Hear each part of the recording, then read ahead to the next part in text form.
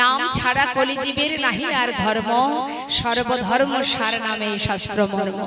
হরি নাম ছাড়া এরা উদ্ধার হবে কি করে? তাই তোমার কাছে বিনীতভাবে নিবেদন দাদা, তুমি হরি নাম দান করো। মাগো, আজ মহাজন পদাবলীতে বলছেন, ওগো শ্রী গৌরাঙ্গের দুটি পদ যার ধন সম্পদ, সে জানে ভক্তি রসসার। অর্থাৎ ভক্তি যে কি, ভক্তি সম্পদটা কেমন, ভক্তি রাজ্যে যদি আমাদের প্রবেশ করতে হয় তাহলে সবার আগে আমাদের প্রথম কাজ গৌর হরির চরণকে নিজের ধন সম্পদ, নিজের ঠিকানা, নিজের ঘর, নিজের বাড়ি ভাবতে হবে। গৌর হরির যুগল চরণই হচ্ছে আমাদের সম্পদ। শ্রী গৌরাঙ্গের দুটি পদ যার ধন সম্পদ। অর্থাৎ আমাদের সম্পদ কোনগুলো মা? আমরা কোনগুলোকে সম্পদ মনে করি মা? এ জগতে যা আছে, তাই না? টাকা পয়সা, বাড়ি গাড়ি, বিষয় সম্পদ, এগুলোই যেন মনে হয় আমার। হরি বল। যদি কারোর 1 থেকে 4টে বাড়ি থাকে, একটু ব্যাংকে টাকা পয়সা থাকে, একটু গাড়ি থাকে, যাই হোক বিষয় সম্পদ থাকে, তাহলে আমরা মনে মনে ভাবি যে দেখো দেখো অমুক ব্যক্তি একেবারে মানুষের মতো কাজ করেছে। বলি না আমরা? দেখেছো জীবনে কত উন্নতি করেছে, কত ভালো কাজ করেছে। হরি বল। যা কিছু করেছে কিছুই কি তার সঙ্গে যাবে? তাহলে জীবন ব্যর্থ, জীবনটাই ব্যর্থ। সারা জীবন দুহাত দিয়ে শুধু খেটেছি, পরিশ্রম করেছি, উপার্জন করেছি, ছেলে মেয়েকে মানুষ করেছি, ধন ঐশ্বর্য তৈরি করেছি, এক বলতে 5টা বাড়ি করেছি, সব করলাম, কিন্তু দিনান্তে একবার ভগবানের নাম করবার সময় আমার হয়নি। হরি বল। তাহলে জীবন যে পেলাম, মনুষ্য কুলে জন্ম পেলাম, হরি বলার বদন পেলাম, ভগবানের নাম করার সময় পেলাম না। যাবার সময় যা কিছু করলাম সারা জীবন ধরে, সেগুলোকে নিয়ে যেতে পারবো? তাহলে যেখান থেকে পেয়েছি সেখানেই যদি আমার রেখে চলে যেতে হবে, তাহলে সেখানে গিয়ে যেতে গেলে আমাদের খালি হাতে যেতে হবে। তা খালি হাতে যখন আমি যাব, সেখানে যখন বিচার হবে, ওই বিচারালয়ে বসে যখন তোমার কাছে বিচার চাইবে, তুমি কি বলবে?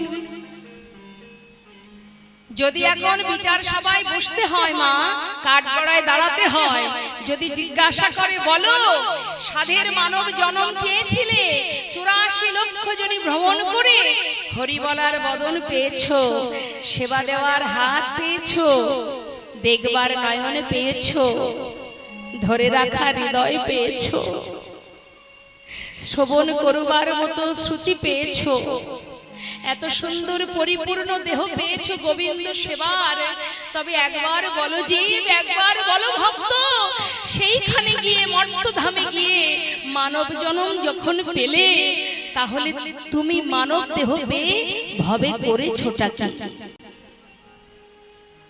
কি উত্তর দেব বাবা? বাড়ি করেছি, গাড়ি করেছি, বিষয় সম্পদ বানিয়েছি। মৃদু মৃদু হাসবেন ভগবান আর বলবেন, ও তো আমারই সম্পদ। এগুলোর চিন্তা না করে যদি তুই আমার চিন্তা করতিস, তাহলে তোর কথা তো আমিই ভাবতাম। শাস্ত্রে বললেন, ভাবছো বসে চলবে কি, সে তুমি ভাববার কে? যার ভাবনা সেই ভাবে, তুমি ভাবো তাকে। নিতাই গৌর হরি বল। হরি তার প্রমাণ এই লীলা থেকেই আমরা পাবো যে সর্বক্ষণ কৃষ্ণ ছাড়া আন জানতো না। অবশেষে তার সোনার প্রাসাদ বানিয়ে দিয়েছিলেন ভগবান। তাহলে মা, কার কথা ভাবছি আমরা? কেনই বা ভাববো? যখন এসেছিলাম সঙ্গে কেউ আসেনি, যখন যাব সঙ্গের সাথী কেউ হবে না, একজন হবে, যিনি আমাকে এই মর্তধামে পাঠিয়েছে। আবার যতক্ষণ সে নিয়ে না যাবে, ততক্ষণ সে আমার কাছে থাকবে। তাই তো মহাজন বলছে, ওরে জীব, তুমি কর্ম করো, তাতে কোনো দুঃখ নেই। তুমি উপার্জন করো, ছেলে মেয়ে ভবিষ্যৎ করো, সব করো, অবশ্যই তুমি করো, এটা তোমার দায়িত্ব, তুমি পালন করো। কিন্তু এই দায়িত্ব পালন করতে গিয়ে তুমি যে তোমার জন্মটা ব্যর্থ হয়ে যাচ্ছে, তোমার মানব জন্মটা তুমি হেলাই নষ্ট করো না। কারণ কাতব কন্তকস্তে পুত্র সংসারায় বতিব বিচিত্র নলিনী জলগত তরলং তদ্ভততিশয় চপলা। আমরা কিন্তু কেউ কারো নই বাবা। হ্যাঁ, এখানে যে আমরা বসে আছি আমাদের এক একজনের এক এক রকমের ভাব, মনের ভাব আলাদা, রুচি আলাদা, চাওয়া পাওয়া আলাদা। হ্যাঁ, সবকিছুই আমাদের আলাদা, সবই আলাদা। তাহলে কর্মটাও সকলকে আলাদা আলাদা করতে হবে, কেউ কারোরটা করে দিতে পারবে না। যেমন তুমি কর্ম করবে ফলটা তো তেমনই হবে। আজ দেখুন এই লীলা কথা হরি কথা কেন শুনতে হয়, আজ আপনাদেরকে একটু বলবো শুনুন। আমরা ভাবছি এই পৃথিবীতে যদি আমার ছেলে, আমার স্বামী, আমার সংসার, আমার বিষয় সম্পদ যা কিছু আছে এছাড়া আমি বাঁচবো না। ভুল কথা, এছাড়া আমি বাঁচবো না। একবার চিন্তা করে দেখুন, মহাভারতে মাতা দ্রৌপদীর যখন বস্ত্রহরণ হয় তখন তার পরিবার ছিল তো তার পাশে, তার পাশে সবাই ছিল, এক বলতে 5 জন স্বামীও ছিল। কে তার মান মর্যাদা রক্ষা করেছিল? হরি বল, হরি বল। 5 স্বামী, আত্মীয় স্বজন, গুরুজন, পিতামহ সবাই তো ছিলেন, দ্রোণাচার্য সবাই তো ছিলেন, তারপরে ধৃতরাষ্ট্র সবাই ছিলেন বাবা। তা বলুন দেখি মা, সবই তো তার ঘরের মানুষ। তাহলে সেই মাতা দ্রৌপদীর মর্যাদা কে রক্ষা করেছিল? একজন। তাই কখনো ভাববেন না মা যে আমার কেউ নেই। আমরা কখনো কখনো সংসার জীবনে আঘাত পেলে বা কেউ যদি আমাদেরকে ত্যাগ করে দেয় আমরা বড় কষ্ট পাই, তাই না? কারণ আমরা তো মায়ার জীব, মোহ ঘুমে ঘুমিয়ে আছি আমরা, সেই জন্য আমাদের কষ্ট হয়। যেন মনে হয় আমার কেউ নেই, কেউ নেই, কিন্তু একজন আছে। সে আছে বলে তুমি আছো, সে যেদিন থাকবে না তুমিও আর থাকবে না।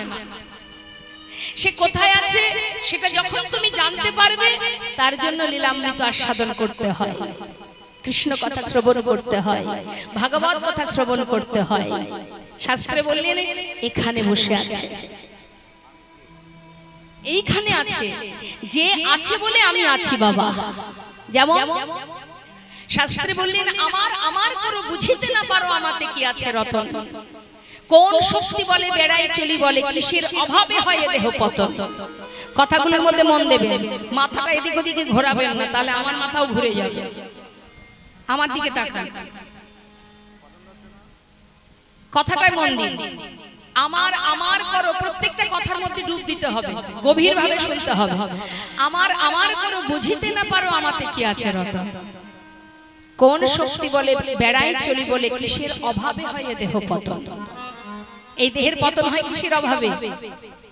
দেহের মাঝে আছে প্রাণেরই সঞ্চার, তাহাতেই বলি আমার আমার। প্রাণ গেলে হবে সবাকার, সব নেশারি স্বপন। হরি বল, হরি বল। তার মানে যত সময় প্রাণ আছে তত সময় আমি আছি। আমি মানে কি? হরে কৃষ্ণ। ওমা আমি মানে কি? এই যে আপনাদের সামনে আমি দাঁড়িয়ে আছি, আপনারা আমাকে চেনেন, তাই তো? সুন্দর কথাগুলো মন দিয়ে শুনুন। আমি এখানে দাঁড়িয়ে আছি, আমার নাম কি? আচ্ছা, আমি যখন এসেছিলাম মাতৃগর্ভ থেকে ভূমিষ্ঠ হয়েছিলাম তখন কি এই নামটা আমার ছিল? তাহলে নামটা কখন পেলাম? এই পৃথিবীতে আসার পর কেউ আমাকে নামটা দিয়েছে, আমি সেটা ব্যবহার করছি, ঠিক আছে? তাহলে নামটাও কিন্তু আমার নয়, কারোর কাছ থেকে পাওয়া। হরি হরি। যেখানে আজ আমি বসবাস করছি সেখানে কি আমি ছিলাম? আমি এসেছি, আসার পরে সবাই আমাকে বলেছে। এখন যদি একটা ছোট্ট শিশুকে আপনার সামনে আমি এনে দিই, বলতে পারবেন এই বাচ্চাটি খ্রিস্টান নাকি মুসলমান না হিন্দু? না বলতে পারবেন? তার মানে কেউ তাকে ঠিকানা বলবে, কোন জাতি বলবে, নাম কি বলবে, তবেই আমরা জানতে পারবো। তার মানে আমরা এসেছিলাম, আমাদের কোনো ঠিকানা ছিল না, যেখান থেকে এসেছি সেটাই আমার ঠিকানা। তাহলে আজ আমি এখানে দাঁড়িয়ে আছি, দেখতে পাচ্ছেন আমি আছি। এখন যদি আমি মারা যাই, আমার দেহটা এখানে পড়ে থাকবে। আমরা পরিষ্কার আপনারা সবাই দেখতে পাবেন যে শম্পা গোস্বামী শুয়ে আছে। ডাকলে সাড়া পাওয়া যাবে? কেন পাওয়া যাবে না?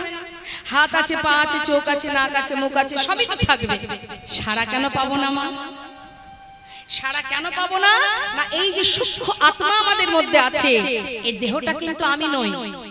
এর ভেতরে যেটা আছে, যার শক্তিতে দাঁড়িয়ে আছি, যার শক্তিতে কথা বলছি, যার শক্তিতে আজ হরি নাম করতে পারছি, সেই হচ্ছে আমি।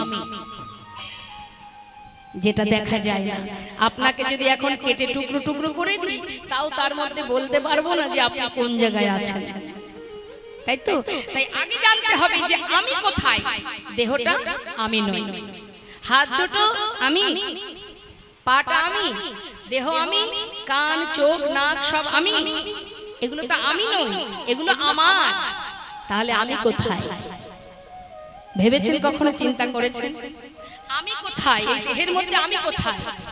কি আছে এর মধ্যে, যার কারণে আজ আপনাদের মতো সাধু গুরু বৈষ্ণবের সামনে দাঁড়িয়ে আমি দুবাহু তুলে হরিবোল বলতে পারছি? কি আছে এর মধ্যে? কোন শক্তি? সেই শক্তিটাই হচ্ছে আমি। অর্থাৎ আমি আমার এই দেহটাকে যেভাবে চালাবো, আমার দেহ সেই দিকে যেতে বাধ্য। আমার ইন্দ্রিয়গুলোকে আমি যে দিকে নিয়ে যাব, সেই দিকে যেতে বাধ্য। কেউ এখানে বসে হরি নাম শুনছেন, আপনি শুনছেন বলে আপনার মনও এই দিকে, তাই তো? আপনার ইন্দ্রিয়গুলো এই দিকে, আপনার চোখও এই দিকে। আপনি যদি না মনোযোগ রাখেন, তাহলে আপনার মন এখানে থাকবে না, আর আপনার চোখ এদিকে থাকবে না, ইন্দ্রিয় অন্যদিকে ঘোরাঘুরি করবে।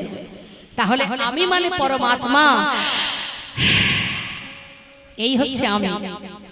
এটা আজ আছে, কাল নাও থাকতে পারে। তাই মাথায় রাখতে হবে মা, এই যে আমি, আজ আমি আছি, বলার শক্তি পেয়েছি, বনের পশু যেটা পারে না। তাই এই জগতে আমার মানে কিচ্ছু নেই, সবই মিথ্যা। তার প্রমাণ আপনাদের দিই, শুনুন। শ্রীধাম নবদ্বীপের মাঝে বাবা শ্রীবাসের ঘরে আমার গৌরহরি হরি নাম কীর্তন করে, প্রতিদিনই করেন তার পার্শ্বদকে নিয়ে। এখন প্রতিদিন হরিনাম করে তো মা, আর শ্রীবাসের স্ত্রী মালিনী তিনি প্রতিদিন রান্না করে, প্রভু সেবা দেন, ভক্তদের সেবা দেন। ভগবানের কি লীলা দেখুন বাবা।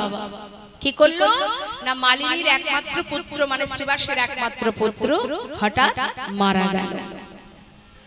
ছেলে যখন মারা গেছে, তখন মহাপ্রভু ভক্তদের নিয়ে হরিনাম করছে, কোলের মধ্যে করে নিয়ে, মৃত সন্তানকে কোলে করে নিয়ে কাঁদছে মালিনী। স্বাভাবিক তো মা, সন্তান মারা গেলে মা তো কাঁদবেই, সন্তান কোলে করে কাঁদছে। যখন মালিনী কাঁদছে, পাশের ঘরে মহাপ্রভু ভক্তদের নিয়ে হরিনাম গাইছে। শ্রীবাসের কানে পৌঁছালো তার স্ত্রীর কান্না, সঙ্গে সঙ্গে ছুটে এলো। ছুটে এসে দেখছে কোলের মধ্যে সন্তান, তার গিন্নি, তার স্ত্রী কাঁদছে। জিজ্ঞাসা করছে, মালিনী তুমি কাঁদছো কেন? কি হয়েছে তোমার? স্বামী, আমার একমাত্র সন্তান একটু আগে মারা গেছে। কি বললি? সন্তান মারা গেছে? হ্যাঁ স্বামী। একটিবার বলবে যে ঘরে স্বয়ং মহাপ্রভু ভক্তদের নিয়ে হরিনাম করছে, সেই ঘরে এমন অমঙ্গল, এমন অকল্যাণ কেন হলো স্বামী? একবার বলো না, কি অপরাধ আমার? কেন আমার সন্তান মারা গেল? মা বলে ডাকবার একমাত্র পুত্র, কেন আজ আমি তাকে হারালাম? বলো না স্বামী, কি অপরাধ আমার? শ্রীবাস পণ্ডিত বলছে, মালিনী শান্ত হও, এমন করে কেঁদো না। দেখো, কাউকে ধরে রাখার ক্ষমতা আমাদের নেই। মালিনী, শুধু এইটুকু মনে মনে ভেবে নিজের মনকে সান্ত্বনা দাও যে আমার সন্তান যখন মারা গেছে, তখন মহাপ্রভু আমার ঘরে হরিনাম করছিল। এইটুকু মনে সান্ত্বনা দাও মালিনী, এ তো কম পাওয়া নয় মালিনী। সন্তান আমার, সে তো প্রভুর মুখে হরিনাম শুনতে শুনতেই চলে গেছে, এ তো অনেক পাওয়া। শান্ত হও। কেন জানো? গৌরহরি ভক্তদের নিয়ে হরিনাম করছে, যদি এই কান্না শুনতে পায়, প্রভুর হরিনামে বিঘ্ন ঘটে যাবে। মালিনী তুমি কেঁদো না। স্বামী সন্তানহারা যন্ত্রণা আমি কি করে সইব বলো? একবার বলো স্বামী, তুমি আমাকে কাঁদতে নিষেধ করছো, কিন্তু আমি নিজেকে কেমন করে শুধরাবো, কি করে বোঝাবো? মালিনী শান্ত হও, তোমাকে নিষেধ করছি তুমি কাঁদবে না, কেন চিৎকার করছো তুমি? প্রভু যে শুনতে পাবে মালিনী, শুনতে পাবে। জানো মালিনী, আমার প্রভুর যদি এতটুকু হরি নামে বিঘ্ন ঘটে, আমি কিন্তু তোমায় বলছি মালিনী, প্রভু যদি হরি নামে বাধা সৃষ্টি হয়, আমি কিন্তু গঙ্গার জলে নিজেকে বিসর্জন করে দেব। তুমি শান্ত হও বলছি। স্বামীর কথা শুনে মালিনী ভয়ে ভীত হয়ে স্বামীর বাক্য লঙ্ঘন না করে ঘরের কোণে মৃত সন্তানকে কোলে করে নিয়ে কাঁদছে। শ্রীবাস পণ্ডিত মালিনীকে সান্ত্বনা দিয়ে পাশের ঘরে প্রভুর কাছে গিয়ে প্রভুর সাথে হরি নামে ডুবে আছে, যাতে প্রভু কোন রকমে বুঝতে না পারে যে আমার ঘরে এত বড় একটা বিপদ হয়ে গেছে। নাম গাইছে প্রভু, তিনি কি আর কিছু জানতে বাদ আছে মাতা? সবই তো তিনি জানেন, কিন্তু শ্রীবাস পণ্ডিত বুঝতে দিচ্ছে না। নামের মধ্যে ঘুরে ঘুরে হরি নাম করছে। গৌর হরি কোনো কথা না বলে মা সোজা মালিনীর ঘরে গিয়ে মালিনীর কোলে মৃত সন্তানকে দেখতে পেয়ে প্রভু আমার ক্ষণিকের জন্য, কিছুক্ষণের জন্য সেই শিশুকে প্রাণ দিয়ে তাকে আবার পুনরায় চৈতন্য চেতনা দান করলেন। যখনই সেই শিশুটা আবার চেতনা পেয়েছে, হ্যাঁ, জিজ্ঞাসা করছে প্রভু আমার, বালক, এই বালক, এত তাড়াতাড়ি মা বাবাকে ছেড়ে চলে যাচ্ছিস কেন? শুধুমাত্র এই প্রশ্নের উত্তরটুকু দিয়ে সে আবার মারা যায়। আমাদের মতো জীবকে শিক্ষা দেবার জন্য, বোঝাবার জন্য সে কি বলল? ওইটুকু শিশু সে বলে উঠল, হে দয়াময়, কে কার মাতা কে কার পিতা, তুমি মাতা তুমি পিতা তুমি ভাই তুমি বন্ধু। তাহলে মা এইটুকু বলেই কিন্তু সে আবার মারা গেল। তাহলে এখান থেকে বুঝিয়ে দিল প্রভু আমাদের, কি বোঝালো?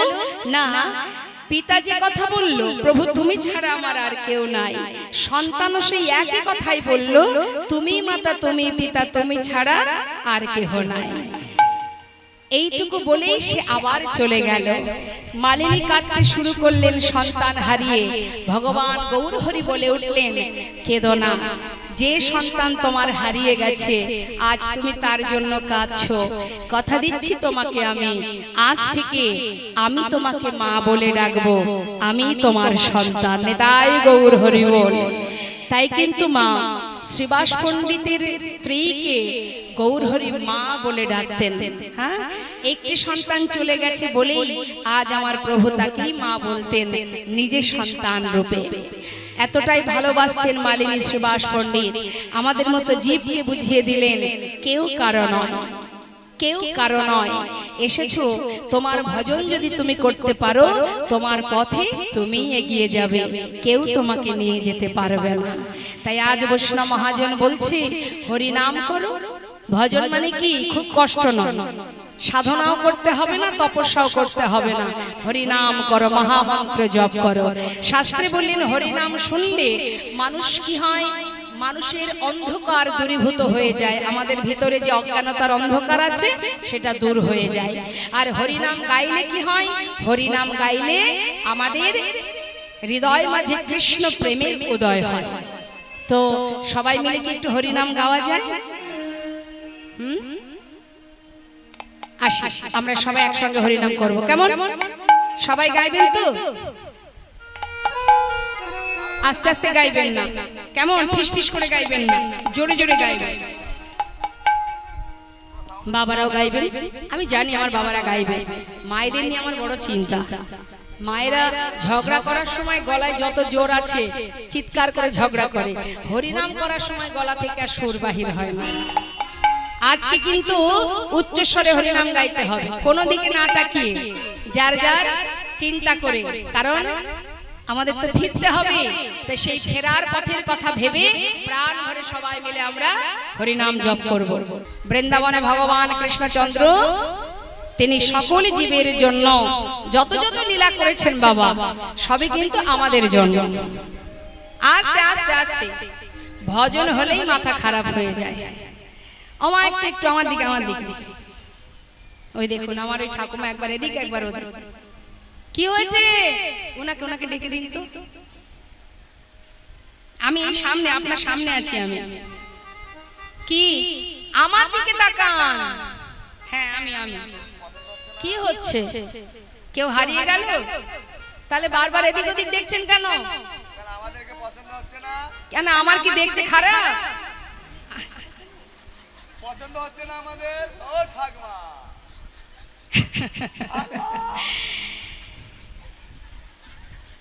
যখনই আপনার মাথাটা অন্যদিকে ঘুরবে চোখ দুটো সেই দিকে যাবে, সাথে সাথে মনটাও চলে যাবে।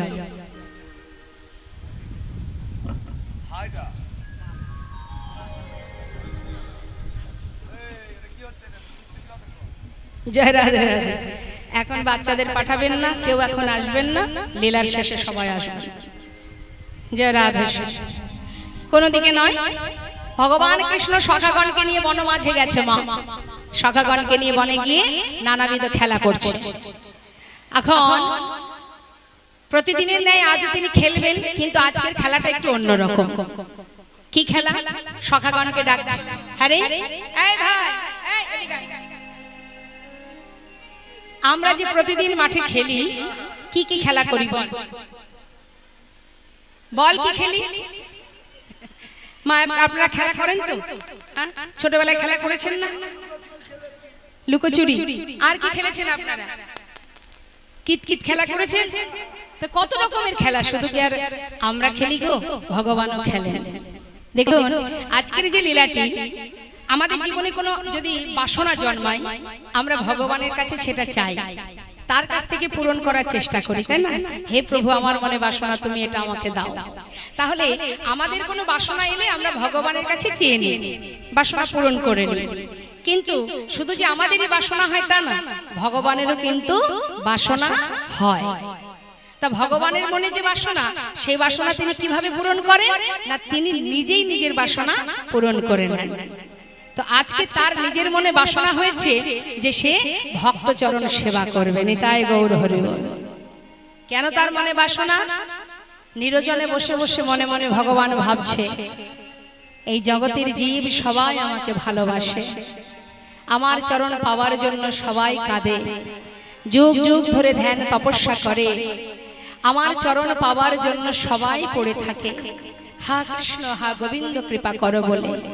কিন্তু এরা আমাকে ভালোবেসে কি সুখ যে পায় সেটা আমি বুঝতে পারলাম না।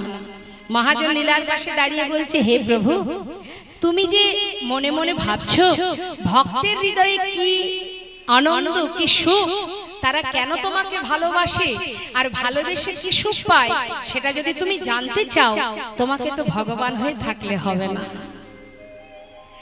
যদি তুমি ভক্তের মনের বাসনা জানতে চাও, যে ভক্ত তোমাকে ভালোবেসে কি সুখ পায়, এটা যদি তুমি জানতে চাও, সেই সুখ, সেই ভক্তি, সেই আনন্দ সন্দেশ লাভ করতে হলে তোমাকে ভক্ত হতে হবে, ভগবান হয়ে থাকলে হবে।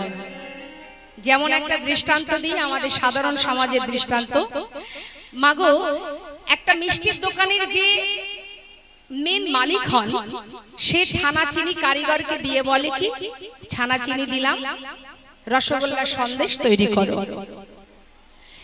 তো একমাত্র কারিগরই জানে যে এই সন্দেশ কিভাবে বানাতে হয়, রসগোল্লা কিভাবে বানাতে হয়। ছানা চিনি মিশিয়ে কয় পাক দিলে রসগোল্লা আর কয় পাক দিলে সন্দেশ হবে, সে তো জানে বাবা কারিগর, মালিক তো জানবে না, তাই তো? এখন মালিক যদি মনে করে যে কিভাবে সন্দেশ রসগোল্লা তৈরি হয় আমি জানতে চাই, তাহলে তাকে কি মালিকের আসনে বসে থাকলে জানতে পারবে? তাকে জানতে গেলে ওই কারিগরের আসন গ্রহণ করতে হবে, তবেই সে জানতে পারবে। ঠিক তদ্রূপ ভক্ত তোমাকে ভালোবেসে কি সুখ পায় দয়াময়, এটা যদি তুমি জানতে চাও, তাহলে তোমাকে ভগবান হয়ে থাকলে হবে না, তোমাকে ভক্ত হতে হবে।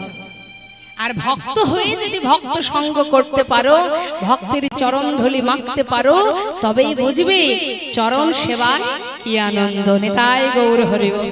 শাস্ত্রে বললেন জন্ম জায়তে শূদ্র সংস্কারে না দ্বিজ, বেদ পাঠে ভবে বিপ্র, আর ব্রহ্ম জানন্তি ব্রাহ্মণ। দেখবেন ব্রাহ্মণ যে শুধুমাত্র ব্রাহ্মণের সন্তানে ব্রাহ্মণ হবে এমন কোনো কথা নেই। আপনিও ব্রাহ্মণ হতে পারেন, যার মধ্যে ব্রহ্মত্ব জ্ঞান আছে সেই তো ব্রাহ্মণ। সে যে কোলেই জন্ম নিক না কেন, জন্ম জায়তে শূদ্র, অর্থাৎ তুমিও হতে পারো ব্রাহ্মণ যদি তোমার মধ্যে সেই ব্রহ্মত্ব জ্ঞান থাকে। তো ব্রাহ্মণ যারা হয় তাদের অঙ্গে যে পইতে থাকে তাতে কটা সুতো থাকে বাবা? 9টি সুতো থাকে। এই যে 9টি সুতো, এই 9টা সুতো মানে 9টা গুণ থাকে ব্রাহ্মণের মধ্যে। যাদের ব্রহ্মত্ব জ্ঞান অর্জন হয়েছে তাদের 9টি গুণ থাকে। তা সেই 9টি গুণ কি কি এখানে অনেকেই জানে, তো আমি একটু বলি কি বলছে শোনো। বলছে সম দম তপ শৌচ ক্ষান্তি আর্জবৎ জ্ঞান বিশেষ জ্ঞান আস্তিকম। তাহলে এই যে 9টি গুণ, সম মানে শান্ত ভাব। কি হয়েছে বলুন তো, এত চিৎকার কেন? সম মানে শান্ত প্রকৃতির, শান্ত ভাব। দম মানে দমন করবার ক্ষমতা, ইন্দ্রকে দমন করতে হবে। আর তপ মানে তপস্যা করবার মতো শক্তি সামর্থ্য প্রয়োগ থাকবে ব্রাহ্মণের মধ্যে। আর কি বললেন? শৌচ মানে পবিত্রতা। সাবান মাখলে উপরে পরিষ্কার হবে, ভেতর পরিষ্কার রাখতে হবে। এগুলো ব্রাহ্মণদের মধ্যে থাকে, হ্যাঁ, যদি কেউ ব্রহ্মত্ব জ্ঞান অর্জন করতে পারে। আর কি বললেন? বললেন ক্ষান্তি মানে ক্ষমা করা। ব্রাহ্মণের কাজ কিন্তু অভিশাপ দেওয়া নয়, সবাইকে ক্ষমা দৃষ্টিতে দর্শন করা, ক্ষমা করা। আর্যবৎ মানে সরলতা, সরলতা থাকতে হবে। সবাইকে ভালোভাবে ভালোবাসা দিয়ে একভাবে সবাইকে ভালোবাসতে হবে। কেমন সরলতা থাকবে তার মধ্যে। আর কি বললেন? জ্ঞান। জ্ঞান মানে মনে করুন যারা ব্রাহ্মণ হন তাদের অনেক বেদ, অনেক শাস্ত্র অধ্যয়ন করতে হয়, যার কারণে এই মন্ত্র পাঠ করবার কারণে তাকে কিন্তু অনেক বিদ্যার অর্জন করতে হয়। আর এই বিদ্যা অর্জন করা মানেই কিন্তু জ্ঞানের প্রকাশ পাওয়া। আর যদি জ্ঞান অর্জন করতে পারে, জ্ঞান অর্জন করলে বিশেষ জ্ঞানের অধিকারী সে হয়। মহাজন বললেন অবশেষে কি আছে না আস্তিকাম, অর্থাৎ ভগবানের চরণে একনিষ্ঠ ভক্তি প্রয়োজন। এতগুলো গুণ থাকবে ব্রাহ্মণের মধ্যে। তা এখন গুরুদেব শিক্ষা দিচ্ছে, এমন সময় গুরুমা হঠাৎ করে সুদামাকে ডাকলেন। দেখুন সুদামা যেহেতু বেদ শিক্ষা পায় বাবা, গুরুদেব বলেছে শোনো সুদামা, তুমি যেহেতু বেদ অধ্যয়ন করো, তোমার ভিতরে সর্বদাই কখনো কোনোদিন মিথ্যা কথা বলবে না, সদা সর্বদাই সত্য কথা বলবে, সদা সর্বদাই সত্য বলবে। কারণ যারা বেদ পাঠ করে তাদের বদন, তাদের মুখ হচ্ছে ব্রহ্মা, তাই কখনো কোনো সময় মিথ্যা বলবে না, অপরাধমূলক কাজ করবে না, অন্যায় করবে না, পাপ করবে না। সুদামা কিন্তু গুরু বাক্য কখনো উপেক্ষা করে না, গুরুদেব যেভাবে বলেছে সে সেইভাবে চলে। কিন্তু হলো কি বাবা, গুরুমা ডাকছে সুদামাকে, সুদামা শোন এদিকে আয়। শুধুমাত্র শিক্ষা নিলে হবে না, রন্ধনশালায় কাঠ ফুরিয়ে গেছে, যাও জঙ্গল থেকে কিছু কাঠ কুড়িয়ে নিয়ে এসো। ওমা, আমাদের ছেলে মেয়েরা যখন স্কুলে যায়, স্কুলে যদি কোনো ধর্মীয় অনুষ্ঠান হয়, মনে করুন মায়ের পূজা, সরস্বতী মায়ের পূজা হয়, বা যে কোনো অনুষ্ঠানই হোক না কেন, স্কুলে ছোট ছোট ছেলে মেয়েদেরকে দিয়েই কিন্তু সব রকমের কাজ করানো হয়, তাই না? ঝাড় দেওয়া, পরিষ্কার করা, যা কিছু, এগুলো একটা শিক্ষা, এগুলোও শিক্ষা ছোট ছোট বাচ্চাদেরকে দেওয়া হয়। তা পাঠশালায় শুধু শিক্ষা অর্জনের জন্য যাওয়া হয় না, যদি গুরুকুলে পাঠানো হয়, গুরুমা কি করেন তাদেরকে সব রকম ভাবে শিক্ষা দেন। যাও সুদামা কাঠ কুড়িয়ে নিয়ে এসো। তবে তুমি একা কেন যাবে, সঙ্গে কানাইকে নিয়ে যাও।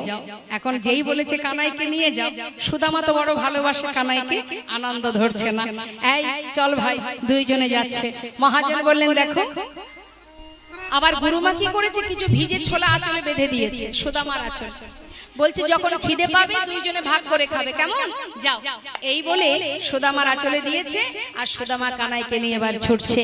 মহাজন বললে দেখো দেখো, কৃষ্ণ আর সুদামারে পাঠাইল বনে, কৃষ্ণ আর সুদামারে পাঠাইল বনে, কৃষ্ণ আর সুদামারে পাঠাইল বনে, কৃষ্ণ আর সুদামারে পাঠাইল বনে, কাঁটা নিতে চল চলে তারা। ঝড় বৃষ্টি শুরু হয়ে গেছে, অন্ধকার হয়ে গেছে জঙ্গলের মধ্যে, একে অপরকে খুঁজে পাচ্ছে না, চিৎকার করে ডাকছে কানা, সুদামা, কানা, সুদামা, সুদামা। কেউ কাউকে খুঁজে পাচ্ছে না। কানাই, কানাই তুই কোথায়? চারিদিকে দেখছে ভাই কানাই কোথায় আছে। হঠাৎ ভাই কানাইকে দেখতে পেয়ে দেখছি একটি গাছের ডাল কানার কাঁধে পড়বে, ছুটে গিয়ে সুদামা কানাইকে বুকের মধ্যে জড়িয়ে ধরেছে, আর পড়েছে গিয়ে সেই ডাল সুদামার পিঠে। গোবিন্দ চমকে উঠেছে, সুদামা তোর লাগেনি তো? সুদামা বলছে আমার কথা ছেড়ে দে ভাই, তুই আগে বল তোর কিচ্ছু হয়নি তো, তোর কষ্ট হয়নি তো ভাই? তুই যে রাজার ছেলে, আমরা যে সাধারণ ব্রাহ্মণের ছেলে, ওরে আমি সব সহ্য করতে পারবো, কিন্তু তোর কষ্ট সইতে পারবো না কানাই। কিছু হয়নি ভাই, তোর অঙ্গে এতটুকু আঁচল লাগেনি তো বল? চিন্তা করিস না, আমি যতক্ষণ তোর পাশে আছি তোর কিচ্ছু হতে দেব না। একে অপরকে জড়িয়ে ধরে ঝড় বৃষ্টি হচ্ছে, প্রচন্ড বৃষ্টি। এখন দুই বন্ধু একটি গাছে উঠে বসেছে। সুদামা উঠেছে উপরের ডালে, আর নিচের ডালে বসে আছে কানাই। বৃষ্টি বন্ধ হলে যাবে, এমন সময় সুদামা চিন্তা করছে তাই তো মা যে ছোলা পাঠিয়েছিল, এত খিদে পেয়েছে একটু ছোলা খাই। এই ভেবে যেই না একটা দুটো মুখে দিতে যাবে, হঠাৎ মনে পড়ে গেছে গুরুমা বলেছিল দুজনের সমান ভাগে ভাগ করে খেতে, কিন্তু কানাই তো নিচের ডালে, ওকে দেবো কি করে? মনে মনে চিন্তা করছে এক কাজ করি, আমি একটু খাই আর ওর জন্য রেখে দেব, নিচে নেমে ওকে দেব। এই ভেবে একটা দুটো করে খাচ্ছে মা, আর এদিকে বৃষ্টিতে ভিজে গেছে তো একটা দুটো করে নিচে পড়ে যাচ্ছে। সে কিন্তু সেদিকে তার লক্ষ্য নেই, সে মুখে দিচ্ছে ঠিকই, কিন্তু যেগুলো নিচে পড়ছে লক্ষ্য নেই। আর যখন নিচে পড়ছে, নিচের ডালে বসে আছে গোবিন্দ, সে দেখছে যে ছোলা নিচে পড়ছে, সে দেখছে তাই তাই ছোলা নিচে পড়ছে, মানে ওপরে নিশ্চয়ই সুদামা ছোলা খাচ্ছে। সুদামাকে ডেকে বলছে বন্ধু, এই সুদামা, বল কানাই। কি রে?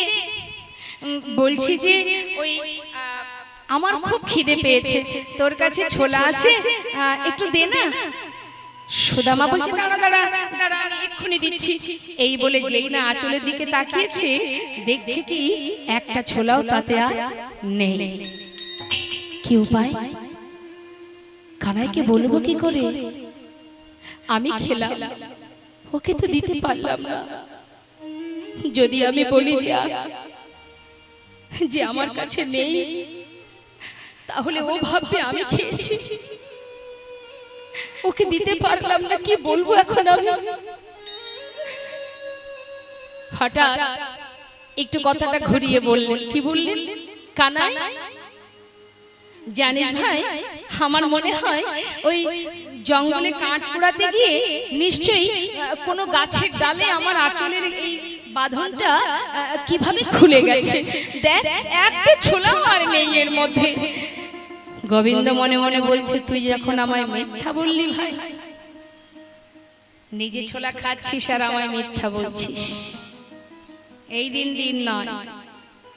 এবার দেখ এই মিথ্যে বলার কারণে কি হতে পারে তার ফল। কোনো কথা না বলে কিছুক্ষণ পর কাঠ কুড়িয়ে নিয়ে বৃষ্টি বন্ধ হলো, সবাই গুরুকুলে ফিরে এলো। ঠিক তার পরের দিন গোবিন্দ ডাকছে, সুদামা এদিকে আয়। তুই আমাকে ভালোবাসিস? হ্যাঁ। কতটা ভালোবাসিস? অনেক, প্রাণের থেকে বেশি। আচ্ছা একটা কথা বলবো, আজ আমার মনে বড় ইচ্ছা তোর কাছে কিছু চাইবো, বল কি চাস? আমার প্রাণ নিবি? দিয়ে দেব। না না, প্রাণ নেব না রে ভাই। শোন, তুই তো জানিস আমি একটু নাড়ু খেতে ভালোবাসি। ওই দেখ রন্ধনশালায় গুরুমা নাড়ু করে রেখেছে, জানা ভাই আমার জন্য দুটো নাড়ু এনে দে। নাড়ু? ঠিক আছে দাঁড়া, আমি গুরুমাকে গিয়ে বলি, মা আমাকে দিলে তোকে দিয়ে দেব। আরে না না না, ওইভাবে আনলে হবে না। যদি তুই নিয়েই আসতে চাস তাহলে মাকে বলে আনলে হবে না, চুরি করে আনতে হবে। চুরি করে? কানাই, তুই তো জানিস ভাই আমি কখনো চুরি করিনি, আর আমি তো চুরি বিদ্যা শিখিনি, আমি চুরি করব কি করে? আরে বাবা, তুই তো নাড়ু খাবি, একটু দাঁড়া, মা আমাকে দিলেই তোকে দিয়ে দেব, তার জন্য চুরি করার কি আছে? সুদামা, আমি তোকে বলেছি তুই চুরি করে আনবি, তুই চুরি করে নিয়ে আসবি। কিভাবে আনবি আমি জানি না, যা নিয়ে আয়। এই তো বললি আমার জন্য নাকি প্রাণ দিতে পারিস, আর আমার জন্য নাড়ু চুরি করতে পারবি না? যা। ঠিক আছে, তবে শোন ভাই, আমি যাব ভেতরে তোর জন্য।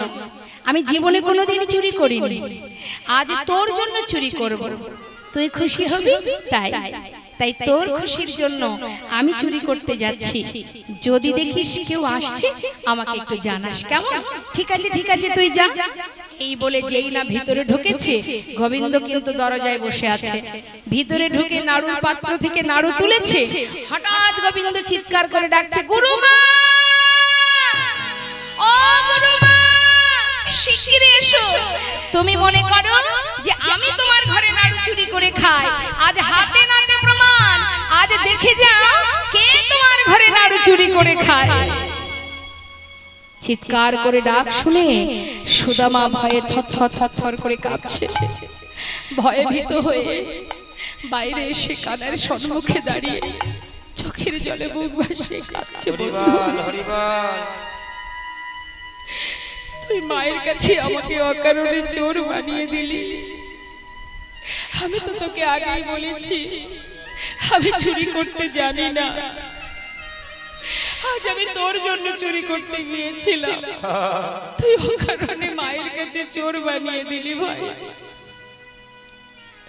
কানাই, জানিস আমি প্রাণের থেকে বেশি তোকে ভালোবাসি। কানাই রে, আজ যখন এত বড় সাজা দিলি আমার, জানি না কোন অপরাধের সাজা নিলি তুই, তবে আজ আমি তোর সামনে দাঁড়িয়ে প্রতিজ্ঞা করলাম, কানাই রে, আমার প্রাণের থেকে তোকে ভালোবাসবো। আমার মা বলে তুই নাকি ভগবান, আমি তো জানি না। সত্যি যদি তুই ভগবান হয়ে থাকিস, আজ আমি তোর সামনে দাঁড়িয়ে কথা দিচ্ছি বন্ধু, আমার জীবনে যত কষ্ট, যত দুঃখ, যত বেদনাই আসুক না কেন, আমি কোনোদিনই তোর কাছে দুহাত পেতে কিচ্ছু চাইবো না। আমি প্রতিজ্ঞা করলাম কোনোদিনই কিচ্ছু চাইবো না তোর কাছে। যদি কখনো দারিদ্রতার অন্ধকারে ডুবে মারাও যায়, আমি কিচ্ছু চাইবো না। ভগবান মৃদু হেসে বললেন, তবে তুইও শোন ভাই, তুই যতদিন না চাইবি আমিও কোনোদিন তোকে কিচ্ছু দেব না। দুইজনের মধ্যে প্রতিজ্ঞা হয়ে গেল। কিছুদিন গুরুকুলে থাকবার পর, শিক্ষা সম্পূর্ণ হবার পর গুরুদেব বললেন, তোমাদের শিক্ষা সম্পূর্ণ হয়েছে, মস্ত বড় পণ্ডিত হয়েছো তুমি, তোমরা সবাই পরিপূর্ণ শিক্ষা অর্জন করেছো, এবার তোমরা যে যার গন্তব্যস্থলে ফিরে যেতে পারো। সবাই চলে গেল, সুদামা তার নিজের ঘরে ফিরে গেল, আর ভগবান কৃষ্ণ তিনি আর বৃন্দাবনে না গিয়ে চলে গেলেন দ্বারকায়। হরি বল হরি বল। দ্বারকায় গিয়ে রাজ সিংহাসনে বসে তিনি রাজত্ব করছেন, আর এদিকে সুদামার বাবা তিনি মনের আনন্দে গ্রামবাসীকে ডেকে বলে, ওগো দেখো, তোমাদেরও তো ঘরে সন্তান আছে, আমার সন্তানের মতো সন্তান কার আছে? আমার ছেলে বিপ্র হয়েছে, মস্ত বড় পণ্ডিত হয়েছে। গ্রামবাসীও সবাই গর্বের সহিত বলে, ঠিকই বলেছো, আমাদের সুদামা আমাদের গ্রামের গর্ব, সত্যি সে বিপ্র। সবাই আনন্দে আত্মহারা সুদামাকে নিয়ে। এদিকে সুদামা উপযুক্ত বিবাহের বয়স হয়েছে বলে দেরি না করে তার মাতা পিতা একটি সুকন্যার সন্ধান করে সুদামার শুভ বিবাহ দিলেন। বিবাহ হলো মা। বিবাহের পর দিন যায় আর সুদামা ওই পাড়ার মধ্যে ওই এলাকার মধ্যে একটি পাঠশালাতে ছোট ছোট বাচ্চাদের শিক্ষা দেয়। সেখান থেকে যা করি পায় তাতে কোনো রকমে তার দিন কেটে যায়। দেখতে দেখতে সন্তান হলো। সন্তান হতে যখনই সন্তান হলো সংসার একটু একটু করে বড় হচ্ছে, কিন্তু সুখেই দিন কাটে, তার কোনো কষ্ট নেই, জীবনটা সুখেই কাটে, আনন্দে কাটে। কিন্তু ভগবান কখন কাকে কিভাবে পরীক্ষা করবে সে তো তিনিই জানেন মা। তিনি দ্বারকায় সিংহাসনে বসে বসে মনে মনে ভাবছে, বন্ধু তুমি প্রতিজ্ঞাবদ্ধ আমার কাছে কোনোদিন কিছু চাইবে না।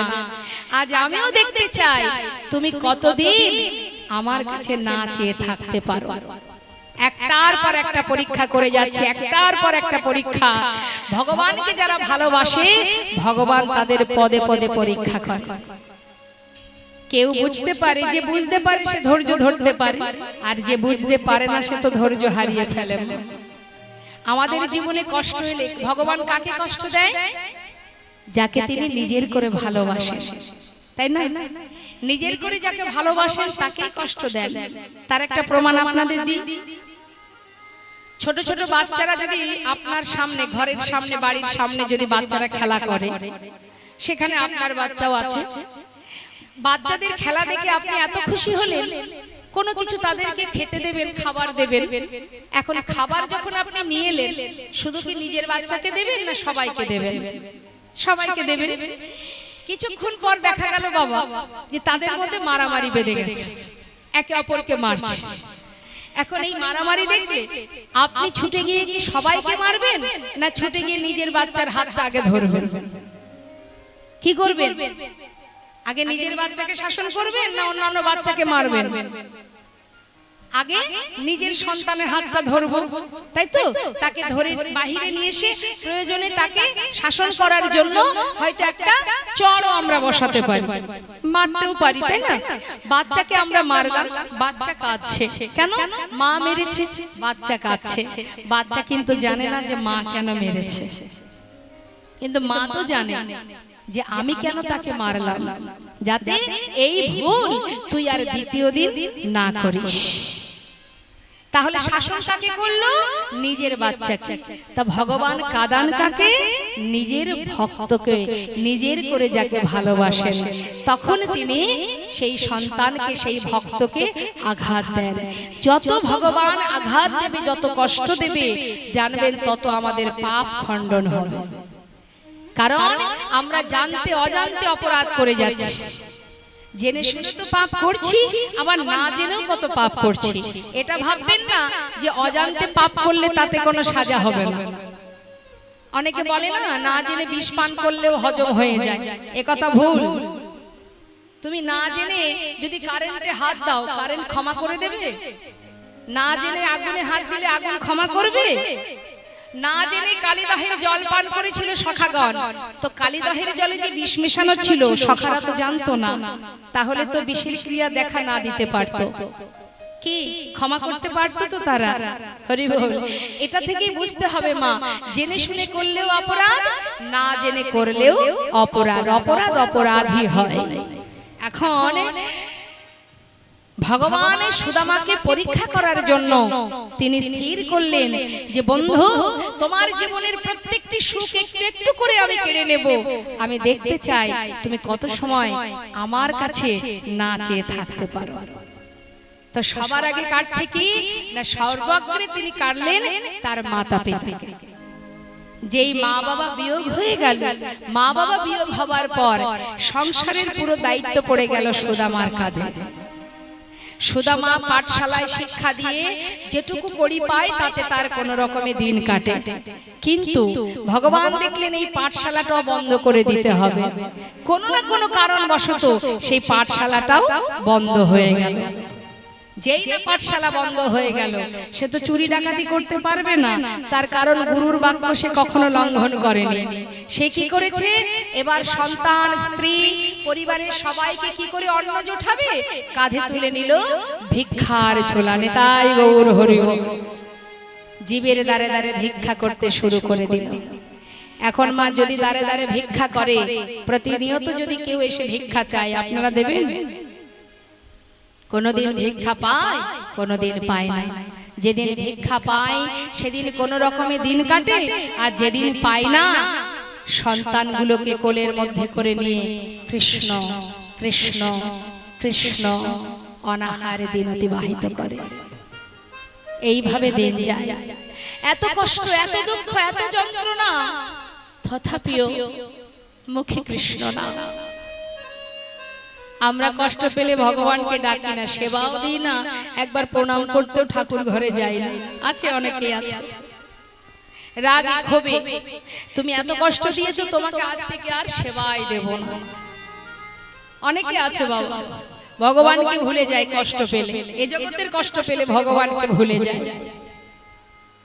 আর সুদামার জীবনে এত কষ্ট, এত দুঃখ, ভাবুন একবার, একটু একটু করে পিতৃ সম্পদ বলতে যা ছিল সব শেষ হয়ে গেল। অবশেষে তার স্ত্রীকে নিয়ে, সন্তানদের নিয়ে গাছতলা সার হয়ে গেল। গাছতলাতে দিন কাটে, ঝড় বৃষ্টি মাথার উপর দিয়ে বয়ে যায়, সন্তানদের বুকে আগলে দিন কাটে তার, কিন্তু নিঃশ্বাসে প্রশ্বাসে কৃষ্ণ কৃষ্ণ কৃষ্ণ। একদিন তার স্ত্রী সুশীলা বলে উঠলেন, স্বামী স্বামী বলো, একটা কথা বলবো, এতদিন তো কিছু বলিনি, আজ একটা কথা বলবো, বলো। স্বামী, আমি শুনেছি তোমার বন্ধু সে নাকি দ্বারকার রাজা, আবার এও শুনেছি তোমার বন্ধু সে নাকি ভগবান। স্বামী, যার নাম অহরহ জপ করো, নিঃশ্বাসে প্রশ্বাসে যার নাম তুমি জপ করো, স্বামী গো, সে যখন এত বড় রাজা, যাও না, আমাদের জন্য না হোক, সন্তানদের জন্য একটু কিছু চেয়ে নিয়ে এসো। সুদামা বলছে, দেখো সুশীলা, যা বলেছো বলেছো, আর বলো না। কেন জানো? আজ আমি বিপদে পড়েছি, আজ আমার এই কষ্ট, আমার এই দারিদ্রতা, আজকের আমার দুঃখের দিন, কষ্টের দিন বলে আমি আমার বন্ধুর কাছে গিয়ে হাত পাতবো। এ তুমি কি বলছো সুশীলা? দেখো, আমি পারবো না, তুমি আমাকে এমন কথা বলো না। আমি ওর কাছে প্রতিজ্ঞাবদ্ধ, আমি জীবনে কোনোদিন ওর কাছে কিচ্ছু চাইনি, আর আমি চাইতেও পারবো না। বন্ধু হয়ে যদি বন্ধুর জন্য কিছু করতে না পারি, তাহলে তার কাছে হাত পাতবো কি করে বলো? তুমি আমাকে চাইতে বলো না। স্বামী, ঠিক আছে, বন্ধুর কাছে চাইতে যদি তোমার মন না চায়, চাইতে হবে না, কিন্তু একটা কাজ তো তুমি করতে পারো। কি?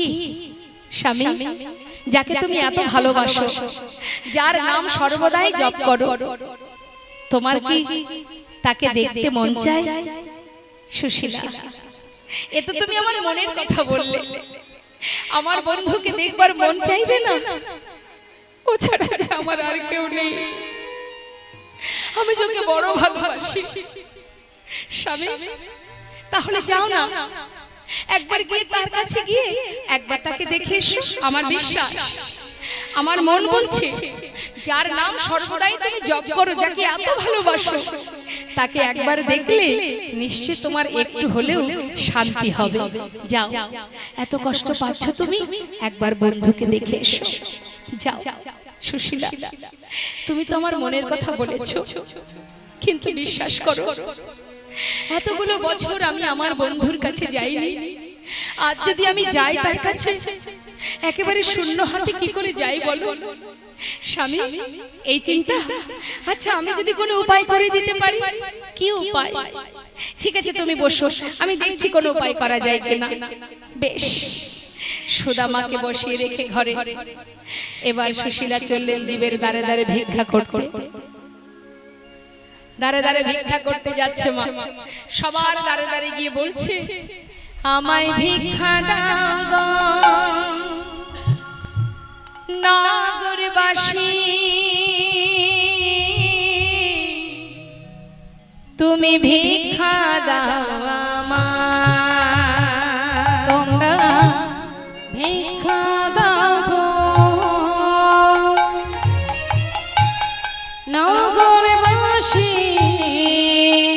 বল। ভিক্ষা দাও আমায় ভিক্ষা দাও গো নগরবাসী, ভিক্ষা দাও আমায়। তোমরা ভিক্ষা দাও গো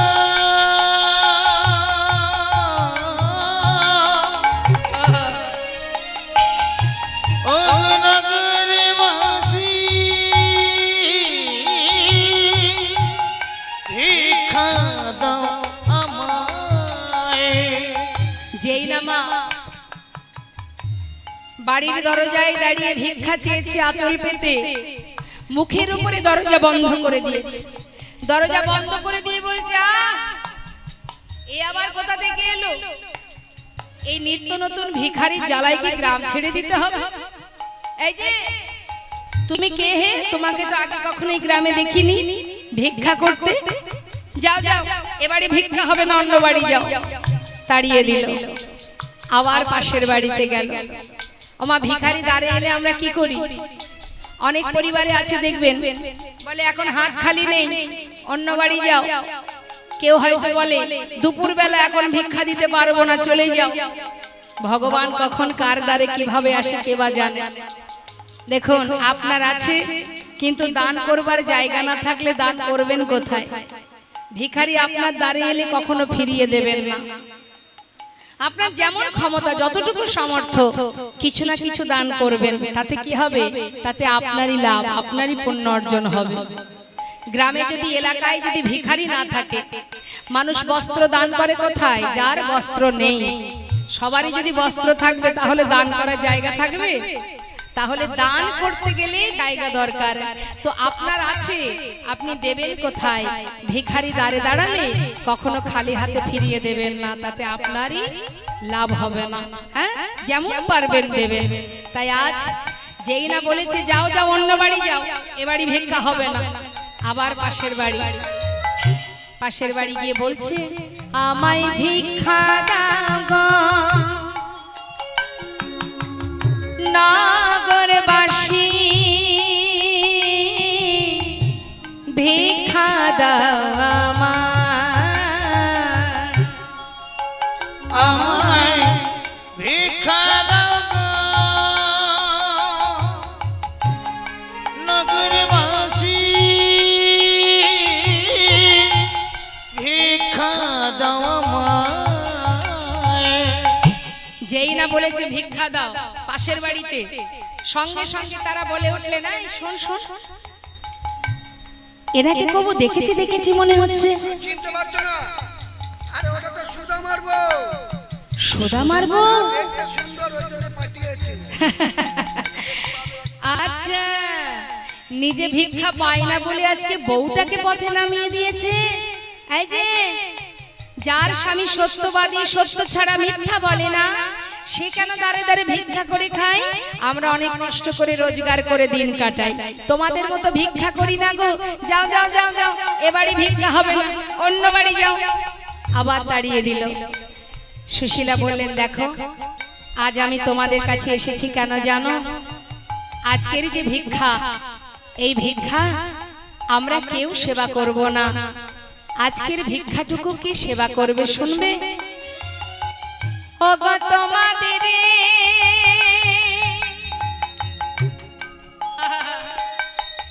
ওগো তোমাদের ভিক্ষার দ্রব্য পাবে সে মোরা, তোমাদের ভিক্ষা দ্রব্য পাবে সে মোরা। ওগো তোমাদের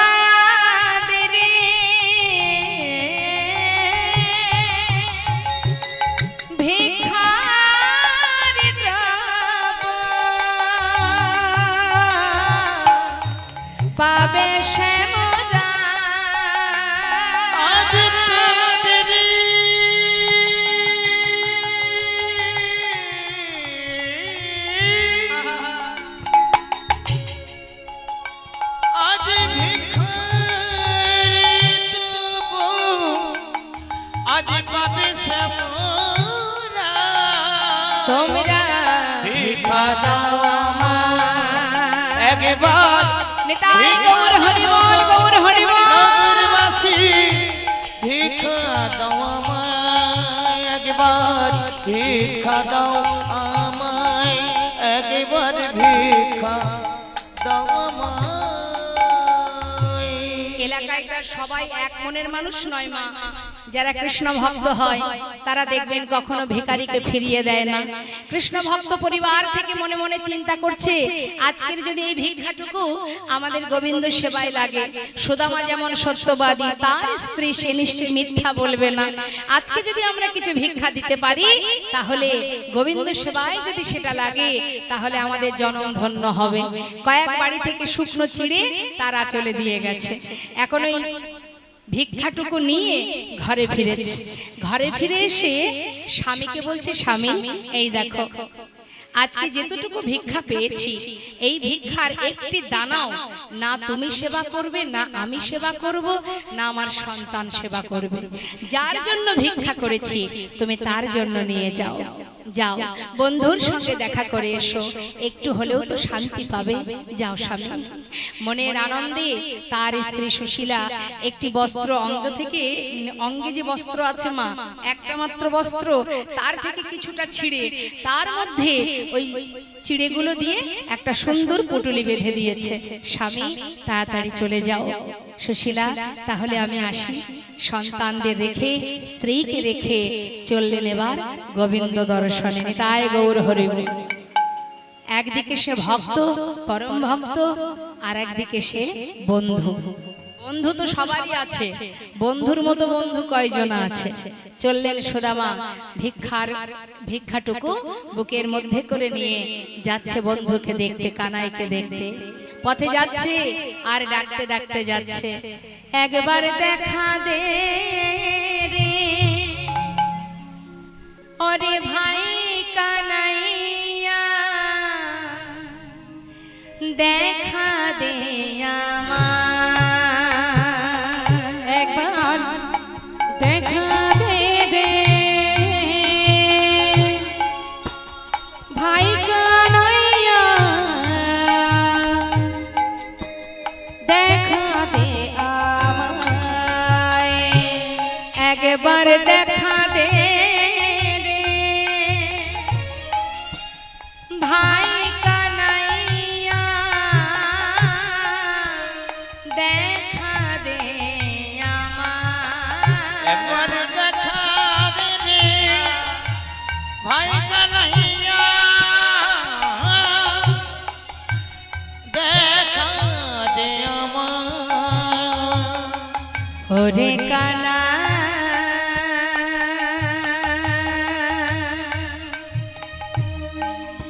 ওরে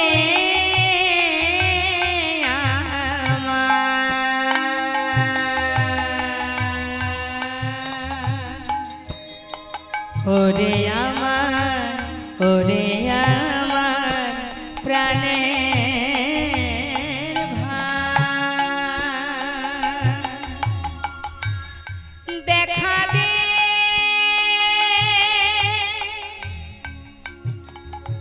দেখা দে ওরে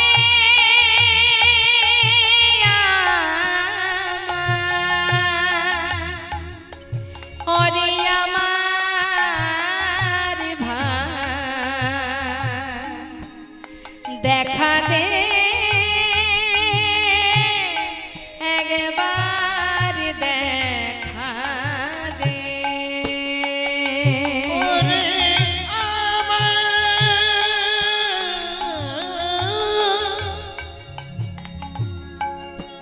ওরে আমার ভাই কানাই, কানাই রে একবার দেখা দে। ওরে ভাই কানাই, কানাই রে একবার দেখা দে রে ভাই কানাইয়া, দেখা দে আমায়। একবার দেখা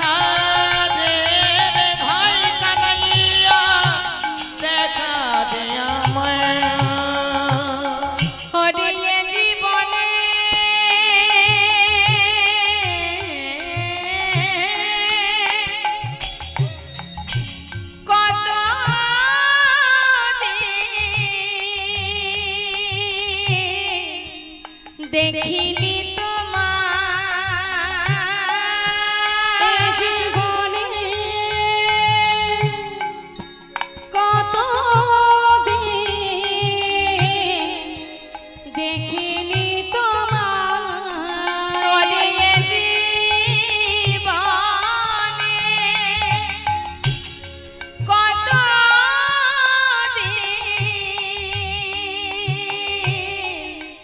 দেখিনি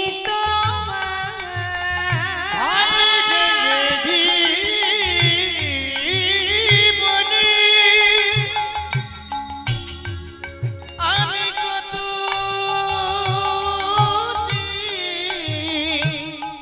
আজ দেখিনি তোমায় দেখা দে আমার দেখা দে রে ভাই কানাইয়া দেখা দে আমায় একবার।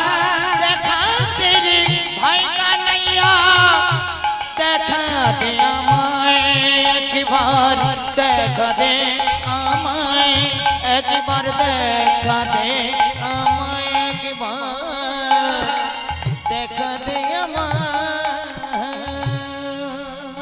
কানাই কানাই কানাই বলতে বলতে পথে যাচ্ছে মা। ভগবান কি জানেন না? তিনি তো সবই জানেন বাবা। তিনি সোনার সিংহাসনে বসে আছে।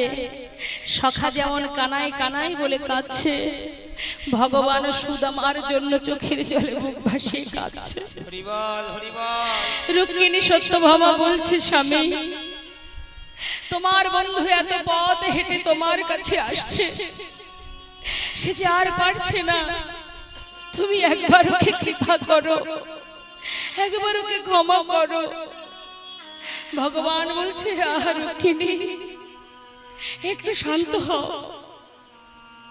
আমার কি কষ্ট হচ্ছে না, কিন্তু আমিও তো দেখতে চাই এত পথ যখন বন্ধু এলো, আর এইটুকু এসে দাঁড়াই কিনা, আর একটু অপেক্ষা করো, আমি তো তার কাছে যাওয়ার জন্য আশা পথে নয়ন দিয়ে বসে আছি, একটু অপেক্ষা করো, আমি যাব, আমি অবশ্যই যাব, সময় না হলে তো আমি যেতে পারবো না, আর একটু অপেক্ষা করো। এদিকে সুদামা মনে মনে চিন্তা করছে, কানাই তুই তো এত বড় রাজ্যের রাজা, কত দাস দাসী তোর সেবা করে, কত রাজরানী তোকে সেবা করে, রাজহালে থাকা, রাজভোগ সেবা করা, আমার মতো কাঙাল বন্ধুর কথা কি তোর মনে আছে ভাই? আমার মতো বন্ধুকে যদি তুই ভুলে যাস, ওরে এই যে তোকে দেখতে পাচ্ছি না, এ যেমন কষ্ট, আর তোকে যাবার পর, তোর কাছে যাবার পর যদি তুই আমায় চিনতে না পারিস, সেটা আরো বড় কষ্ট বন্ধু, আমি যে সহ্য করতে পারবো না। আমি কি করব? আমি যাব নাকি ফিরে যাব? আবার চিন্তা করছে, না না আমি তো যাই, এসেছি যখন আর একটু তো যাই, দেখে চিনতে পারে কিনা। যাকে পথে পাচ্ছে তাকেই ডেকে বলছে, তোমরা বলো না দ্বারকায় যাব কোন পথে, একটিবার বলো না। সবাই পথ দেখিয়ে দেয়। হঠাৎ দূরে সেই দ্বারকার প্রাসাদ দর্শন করে সুদামা এক দৃষ্টিতে চেয়ে মনে মনে বলছে, বন্ধুরে তুই তো এত বড় রাজ্যের রাজা, আমি যে তোর কাঙাল বন্ধু, হরিবল হরিবল আমাকে তুই কি চিনতে পারবি? আমি আঘাত পাবো না তো, তোর কাছে কষ্ট পাবো না তো, কি করব আমি? আমি যাব নাকি যাব না? এক পা করে এগিয়ে যাচ্ছে, আর এর মনের মধ্যে দোটানা হচ্ছে, কি করব আমি? যদি চিনতে না পারে, যদি আমাকে তাড়িয়ে দেয়। যাচ্ছে, দেখছে ভগবান কৃষ্ণ এত বড় যার প্রাসাদ, সে তো রাজভোগ সেবা করে, আমি তার জন্য শুকনো চিড়ে এনেছি, আমি দেব কি করে? যদি ও খেতে না পারে, না না আমি আমি আমি দিতে পারবো না, এই চিড়ে আমি ওকে দিতে পারবো না। তাই সেই চিড়ের পুটুলিটা নিজের বসন অঞ্চলে লুকিয়ে রেখে দিয়েছে, কানাইকে দেবে না বলে। দ্বারে এসে দাঁড়িয়েছে মা, দেখছে কত দাঁড়িয়ে আছে দ্বারে। সুদামা বলছে, দাঁড়ি এই দাঁড়ি, এখানে কি আমার বন্ধু কানাই আছে? দাড়িগণ বলে উঠলেন, कौन हो तुम, कहां से आए हो, तुम्हारा नाम क्या है? আমাকে চিনবি না, আমি বৃন্দাবন থেকে আসছি। বল না, এখানে কি আমার বন্ধু কানাই আছে? द्वारपाल बोलছে, देखो इधर कोई कानाई बनाई नहीं है, ये जो राजा है ना उसका नाम है कृष्ण। अरे जे कृष्ण সেই তো কানাই। দাঁড়ি একটু ভিতরে যেতে দে না আমার, আমি একবার ভিতরে যাই। তোদের যে মহারাজা সে আমার বন্ধু, আমার বাল্যকালের বন্ধু, দে না দে না, আমার ভিতরে যেতে দে। ধাক্কা দিয়ে তাকে সরিয়ে দিলে। সারা গায়ে নোংরা দুর্গন্ধ, পাগলের বেশ, সে কিনা আমাদের মহারাজের বন্ধু। ধাক্কা দিয়ে সরিয়ে দিল। আবার সুদামা উঠেছে, ওরে একটি বার যেতে দে। মহাজন লীলার পাশে দাঁড়িয়ে বলছে, देखो देखो ये गरीबी का हाल, कृष्ण की द्वार पे विश्वास लेके आया हूँ, बचपन की यार है मेरा शाम, है ही सोच के आस करके आया हूँ, हरिद्वार पालो कन्हैया से कह दो, हरिद्वार पालो उस कन्हैया से कह दो, हरिद्वार पालो कन्हैया से कह दो, कि द्वार पे सुदामा करीब आ गया है, द्वार पे सुदामा करीब आ गया है, हरिद्वार पालो उस कन्हैया से कह दो, हरिद्वार पालो उस कन्हैया से कह दो, कि द्वार पे सुदामा करीब आ गया है, कि द्वार पे सुदामा करीब आ गया है। भटकते भटकते न जाने कहाँ से, भटकते भटकते न जाने कहाँ से, तुम्हारी महल पे करीब आ गया है, तुम्हारे महल पे करीब आ गया है।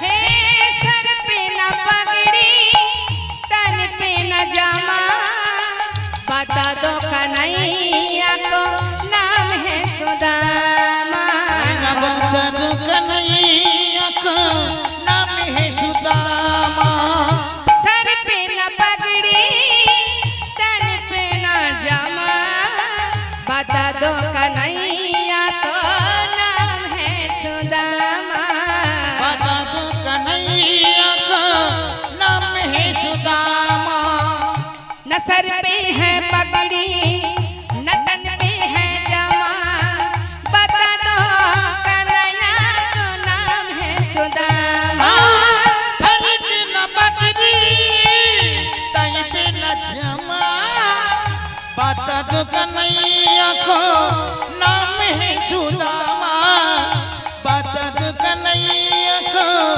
नाम है सुदामा। एक बार जाके उस कन्हैया से कह दो, एक बार जाके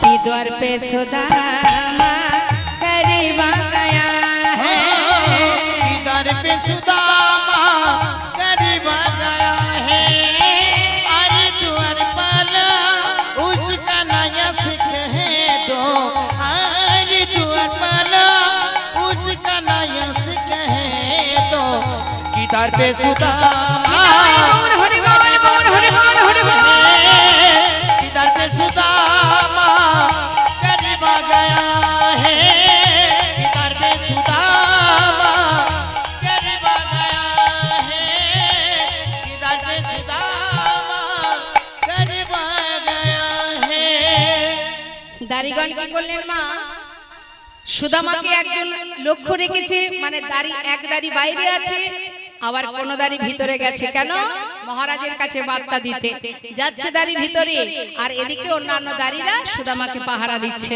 আর এদিকে ভগবান তো জানে যে বন্ধু দ্বারে এসে দাঁড়িয়েছে কতক্ষণে খবরটা পাবে সেই অপেক্ষায় গোবিন্দ বসে আছে সময় না হলে যাবে কি করে যেই না খবর পাবে আর সেই ছুটবে অমনি বন্ধুর কাছে এখন রুক্মিণী সত্যভামা সেই ভগবান কৃষ্ণকে সুন্দর করে রাজবেশ পরিধান করাচ্ছে সাজাচ্ছে সুন্দর করে রাজবেশে সাজাচ্ছে ভগবানকে আজ আপনারাও আপনাদের হৃদয় মন্দিরে ভগবানকে বসিয়ে সুন্দর করে সাজাতে পারেন মহাজন বলছে দেখো দেখো আজ রুক্মিণী সত্যভামা সাজাচ্ছে তোমরাও সাজাও ভগবানকে সাজা মোহন তুমি সাজা সাজা মোহন তুমি আজ সাজা মোহন তুমি সাজা সাজা মোহন তুমি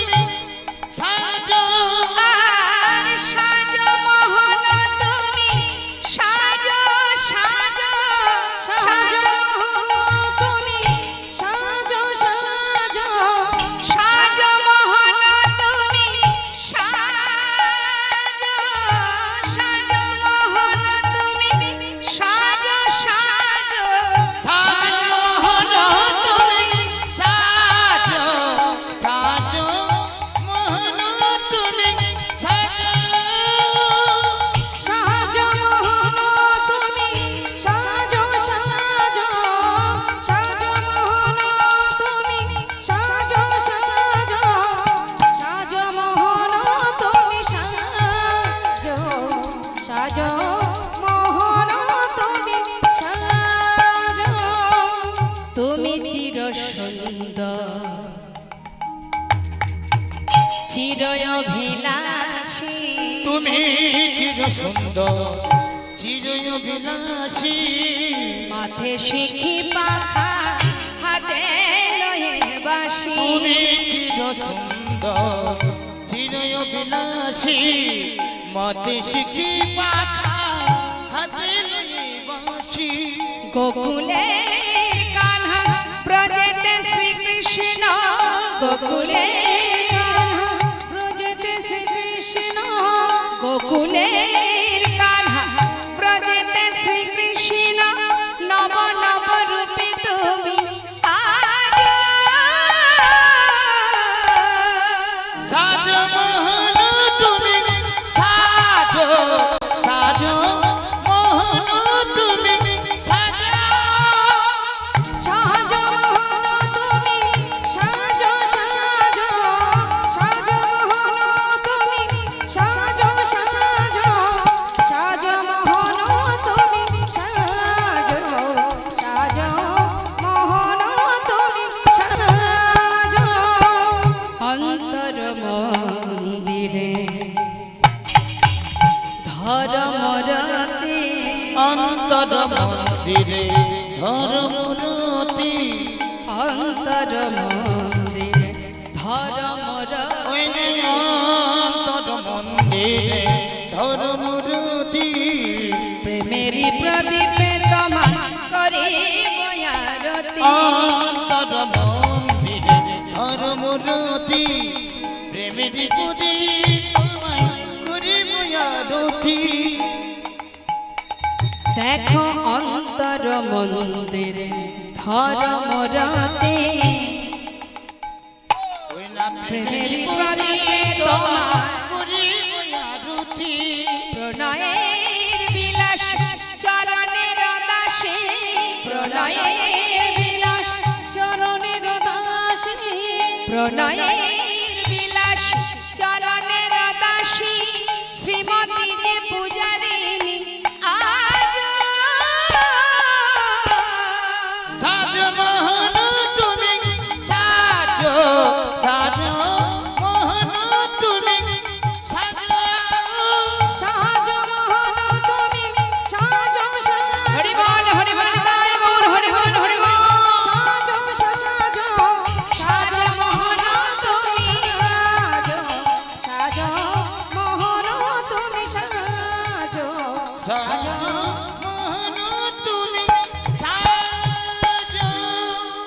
এদিকে দ্বারপাল এসে বললেন মহারাজ আপনার দ্বারে এক পাগল এসেছে, পাগল, সে আপনার সঙ্গে দেখা করতে চাই, যদি আপনার অনুমতি থাকে তাকে নিয়ে আসবো।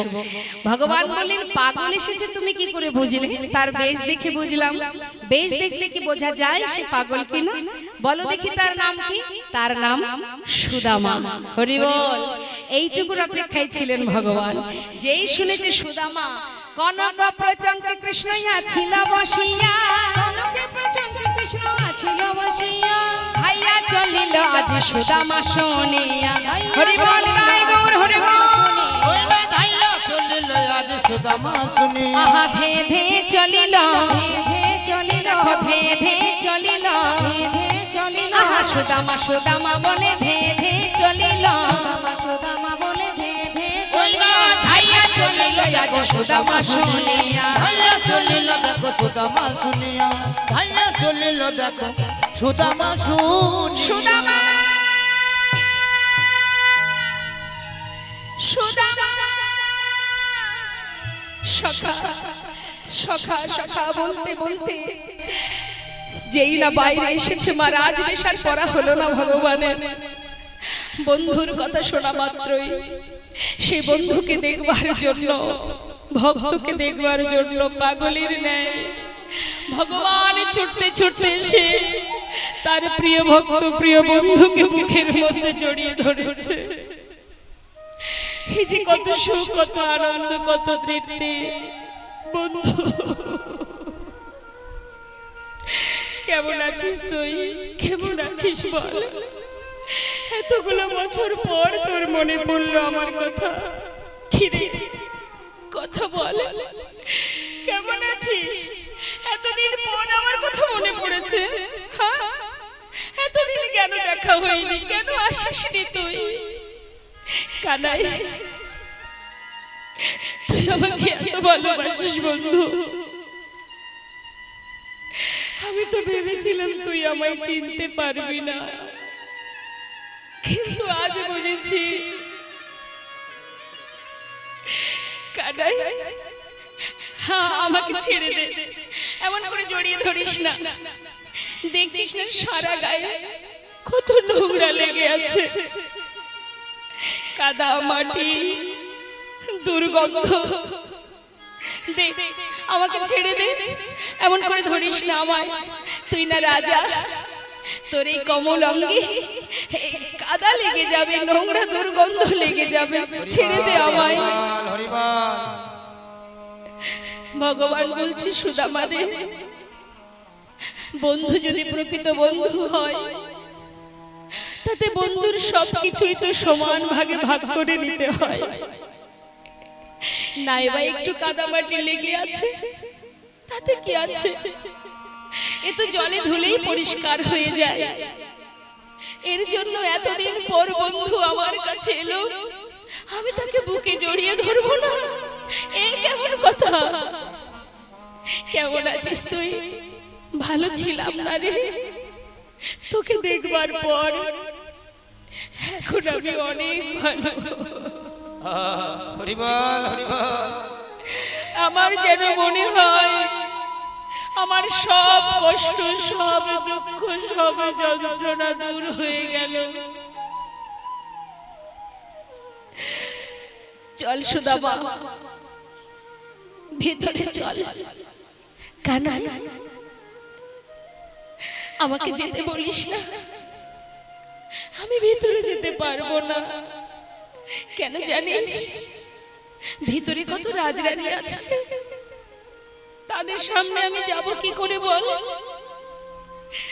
আমাকে বিদায় দে, আমি চলে যাই, আমি আর থাকবো না।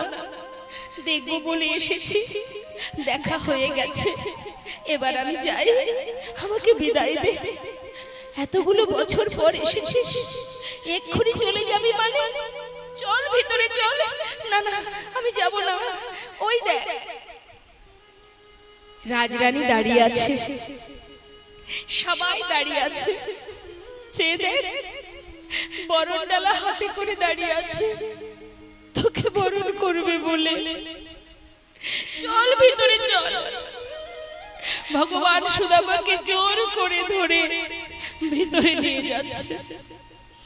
সবাই বরণ ডালা নিয়ে দাঁড়িয়ে আছে। রুক্মিণী সত্যভামা ভগবান সুদামাকে নিয়ে যখন এসে দাঁড়িয়েছে,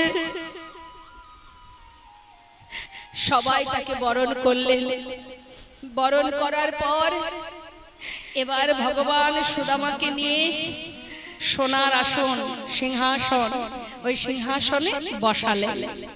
একবার ভাবুন তো মা, জীবনে যার কপালে কোনোদিন একটা চেয়ার জোটেনি, আজ সে বসেছে ভগবানের সোনার সিংহাসনে। আর আমরা স্বাদের 4তলা 5তলা বাড়ি তৈরি করে মনে মনে ভাবি আমি কত সুখে আছি, কিন্তু একদিন আমাদের জীবন থেকে সব কিছু কেড়ে নিয়ে আমাকে নামিয়ে দেবে ওই তুলসী বৃক্ষের তলায়। কিন্তু যে সারা জীবনে গাছতলাতে কাটিয়েছে, যাকে দেখলে সাধারণ জীব যারা যারা আফসোস করে, তারা মনের ভিতরে অনুতপ্ত হয়ে বলে, আহা দেখো বড় অসহায়, দেখো দেখো গাছতলাতে জীবন কাটাচ্ছে, বড় কাঙাল, বড় দরিদ্র, বড় গরিব। কিন্তু বস্ত্র মহাজন শাস্ত্রে বলছে যে যদি প্রকৃত কেউ ধনী হয়ে থাকে, একমাত্র জগতে সেই হচ্ছে ধনী, যে জন গোবিন্দ ধনে ধনী, যে জন গৌর ধনে ধনী, যে জন কৃষ্ণ ধনে ধনী। যে গাছতলাতে থেকে ভগবানের সোনার সিংহাসনে বসে পড়েছে। সুদামা হাত পা গুটিয়ে বসে আছে, সিংহাসনে বসেছে তো যাতে কোন রকমের সিংহাসনে কোন রকমের যেন ছোঁয়া না লাগে। কানাই বলছে কি রে, ঠিক করে বস, এইভাবে কেউ বসে? ঠিক করে বস বন্ধু। বসতে দিয়েছে আসনে, সিংহাসনে। আর রুক্মিণীকে বলছে, যাও রুক্মিণী, দেরি না করে শিগগিরই যাও, জল নিয়ে এসো। আমার বন্ধু মস্ত বড় পণ্ডিত, সে বিপ্র, আজ আমার ঘরে এসেছে, আমি নিজে হাতে তার চরণ সেবা করব। তাড়াতাড়ি যাও, চরণ ধৌত করতে হবে। যেই না রুক্মিণী এই কথা শুনেছে, একটি সোনার থালা সুদামার চরণ তলে পেতে দিলেন। সোনার থালাতে সুদামা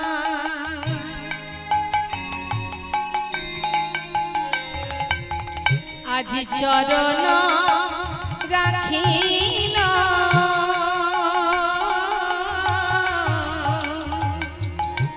সোনার থালাতে সুদামা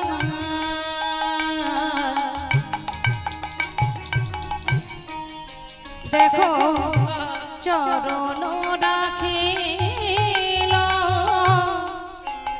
একটা স্বর্ণ ভিঙ্গারের চরণেতে দিল। স্বর্ণ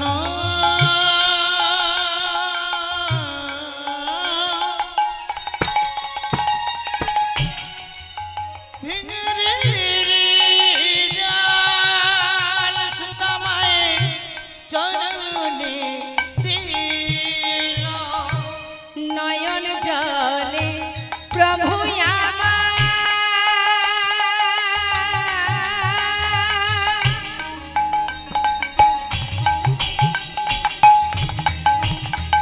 আজি চরণ ধোয়ালো,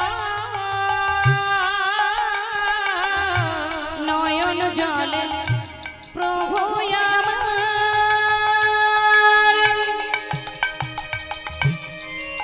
সুদামার চরণ ধোয়ালো,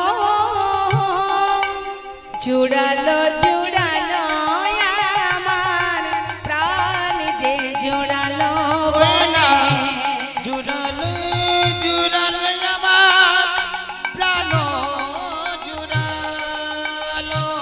আনন্দ আর ধরিল রে, আনন্দ ধরিল রে, ভক্তের যুগল চরণ সেবা করে, বলে আনন্দ আর ধরে না রে। ভক্তির যুগল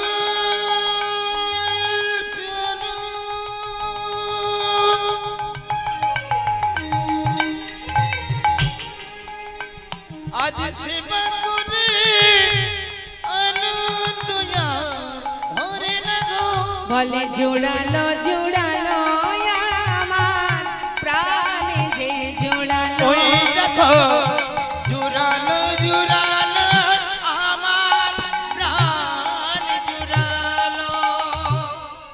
ধৌত করছে মা, চরণ দুটি হাতের উপরে নিয়ে যখন চরণ ধৌত করছে চোখের জলে দিয়ে, দেখছে চরণ থেকে কত রুধির ঝরছে।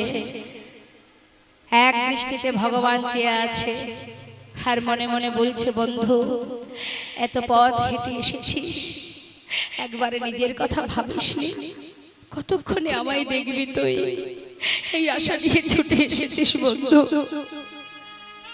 চরণ ধৌত করছে মা, আর ভগবান জিজ্ঞাসা করছে, কিরে সুদামা, এই সুদামা, এতগুলো বছর পর এসেছিস, আমার জন্য কিছু আনিসনি?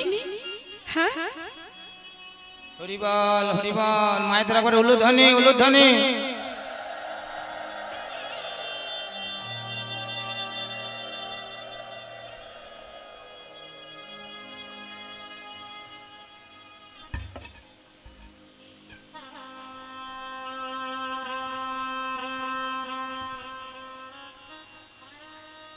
রাধে রাধে।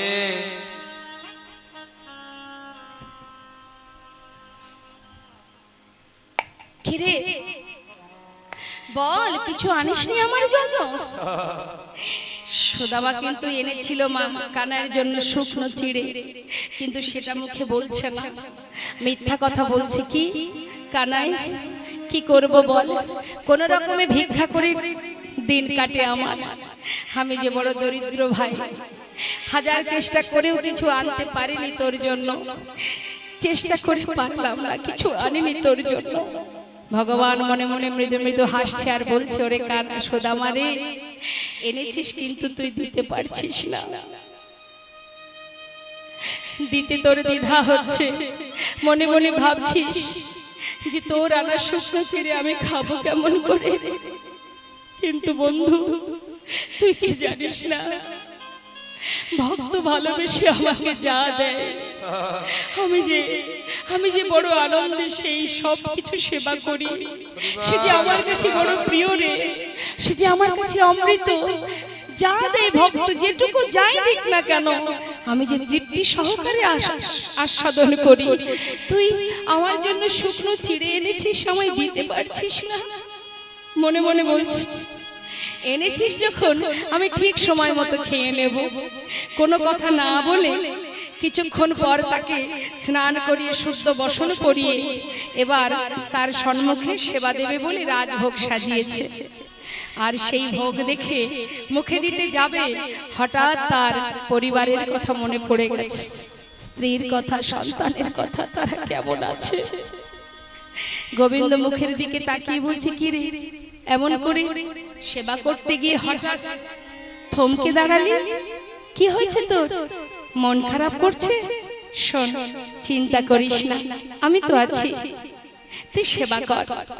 সেবা হলো মা। সেবার পর সুদামাকে নিয়ে গিয়ে শয়ন মন্দিরে শয়নে দিয়েছে। সুদামা শয়নে আছে, আর এদিকে দেখতে দেখতে যখন মধ্যরাত, রাত সবাই ঘুমিয়ে পড়েছে, নির্জন পরিবেশ, কেউ জেগে নেই, ঠিক সেই সময় গোবিন্দ আমার নিজের শয্যা ছেড়ে সুদামার মন্দিরে প্রবেশ করেছে। শয়ন মন্দিরে প্রবেশ করে সুদামা যেখানে ঘুমিয়ে আছে ঠিক তার পাশে, তার চরণের পাশে গিয়ে বসেছে। পাশে বসে সুদামার দিকে চেয়ে আছে আর নিজের হাত দিয়ে সুদামার চরণ সেবা করছে। কেন? যাতে বন্ধু একটু ভালো করে ঘুমায়। কত পথ হেঁটে এসেছে, চরণ সেবা করছে। চরণ সেবা করতে করতে দেখছে চরণ তলে কত কাঁটা ফুটে আছে। মনে মনে বলছে, সুদামা রে বন্ধু, এ তোর কেমন ভালোবাসা ভাই, এ তোর কেমন ভালোবাসা। একটা একটা করে কাঁটা পরিষ্কার করছে, নিজের হাত দিয়ে কাঁটা পরিষ্কার করছে। আর যখন কাঁটা পরিষ্কার করছে, পাশে বসে আছে তো, কাঁটা পরিষ্কার করতে করতে যখন কিনা ওই চরণ তলে দেখছি একটা কাঁটা অনেক ভিতরে ঢুকেছে। চিন্তা করছি কি করে কাঁটাটা পরিষ্কার করব। এদিকে বন্ধু ঘুমিয়ে আছে, যদি ঘুম ভেঙে যায় সেদিকেও লক্ষ্য। যেই না কাঁটাটাকে হাত দিয়ে বের করতে পারছে না, নিজের বদনটা সেই চরণতলে নিয়ে নিজের দাঁত দিয়ে কাঁটাটাকে যেই না বের করেছে, সুদামার চমকে উঠেছে। আর যেই না চমকে উঠেছে, ওই যে চিড়ের পুটুলিটা সেটা নিচে পড়ে গেছে। বন্ধু, এর মধ্যে কি আছে দেখি তো। যেই করে হাতে তুলেছে মা, হাতে তুলে বাঁধন খুলতে যাবে, সুদামা বলছে কানা দে, আমাকে দে বলছি, তুই খেতে পারবি না, দে আমাকে। আরে কি এনেছিস বল? দাঁড়া দাঁড়া আমি দেখছি। খুলে দেখছে মা, তার মধ্যে শুকনো চিড়ে। ও, আমার জন্য চিড়ে এনেছিলি? কই আমাকে তো দিসনি। দেখেছিস তো? হ্যাঁ রে সুদামা, প্রতিদিন ক্ষীর সর ননি মাখন খেতে খেতে আমার মুখে আর কোনো স্বাদই নেই। এই যে তুই চিড়ে এনেছিস, আজ আমি বড় খুশি। কেন জানিস তো? আজ একটু চিড়ে খেয়ে আমার স্বাদটা পাল্টাবো। প্রতিদিন ননি মাখন খেতে খেতে আমার আর কোনো রুচিই নেই। তুই তো আমার বন্ধু, এই জন্য বন্ধু হয়ে বন্ধুর মনের খবর বুঝতে পেরেছিস। ঠিক করেছিস। দাঁড়া, যেই না একটু মুখে দিতে যাবে মা, হঠাৎ দেখছি কি চিড়েগুলো ভেজে। কিরে, আবার ভিজিয়ে এনেছিস বুদ্ধি করে? বুঝেছি বুঝেছি, শুকনো চিড়ে খেতে গেলে মুখে ব্যথা লাগবে, তাই ভিজিয়ে এনেছিস, তাই না রে? সুদামা বলছে কানাই, আমি তো চিড়ে ভিজিয়ে আনিনি। তাহলে ভিজলো কি করে? তা তো জানি না। তবে আমার মনে হয় কি জানিস, পথে আসবার সময়,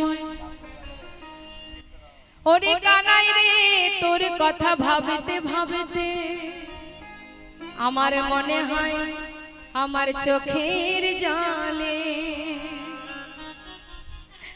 ছিঁড়ে ভিজে গিয়েছে চোখে। নিতাই গৌর হরি বল, হরি বল।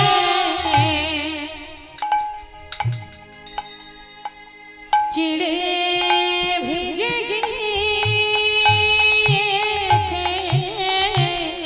আমার চোখে চিড়ে ভিজে গিয়েছে ভাইরে চোখে জলে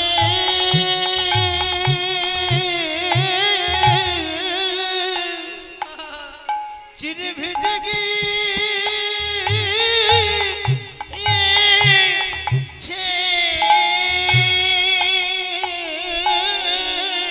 আমি কেমন করে ওরে কানাই রে,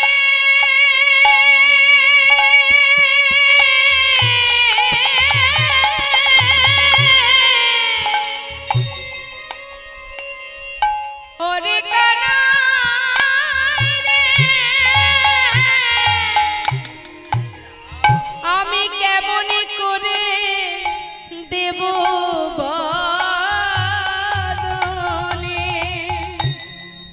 আমার চোখে জলে জলে চিড়ে ভিজে গিয়েছে।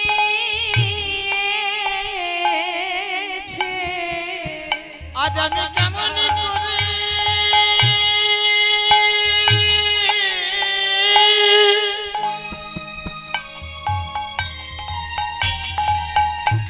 ভাইরে দেব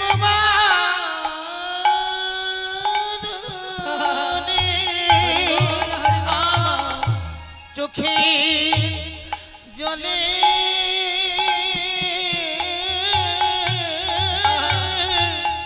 চিড়ে ভিজে গিয়েছে। ভগবান বলেছে সুদামা,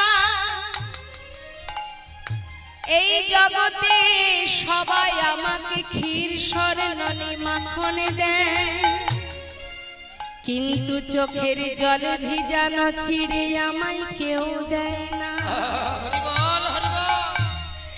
আজ আমি তোর সামনে দাঁড়িয়ে প্রতিজ্ঞা করলাম, যে চিড়ে দিতে তুই দ্বিধা করলি,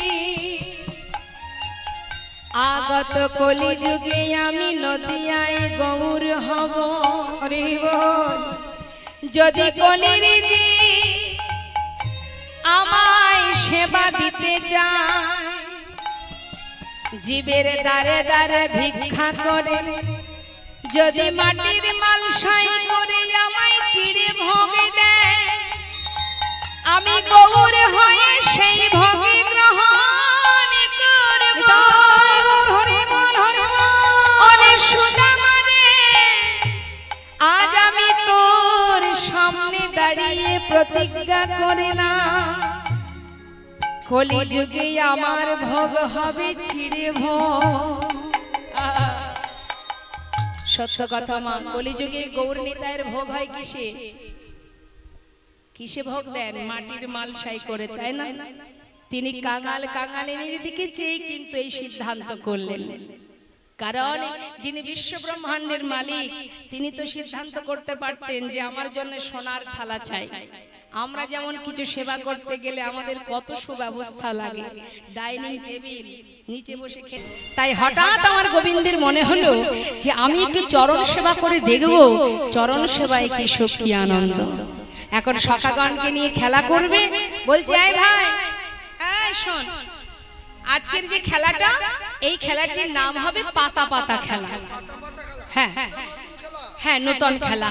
শোন, এই যে খেলাটি, আমরা যতগুলি সখা আছি ততগুলো পাতা তুলে নিয়ে আসবি, তার মধ্যে একটি পত্র আমি ছিদ্র করব, ছিদ্রপত্র যার ভাগ্যে পড়বে সে হবে দলের মধ্যে চোর। যে চোর হবে একে একে আর সবাইকে কাঁধে করে নিয়ে ওই বংশীবটে নিয়ে যেতে হবে, আবার বংশীবট থেকে এই কেশিঘাটে নিয়ে আসতে হবে। সখারা বলছে এ তো বেশ মজার খেলা ভাই, ঠিক আছে তা হবে, যা পাতা তুলে নিয়ে আয়। দেখি পাতা দেখো।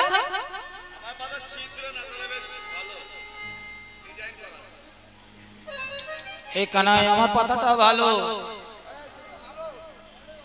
এই তোরটা আমার কচি কথা বলেছে। তাহলে তোদের সবার পাতায় ভালো পড়েছে, তাহলে ছিদ্র পাতা কার পড়লো?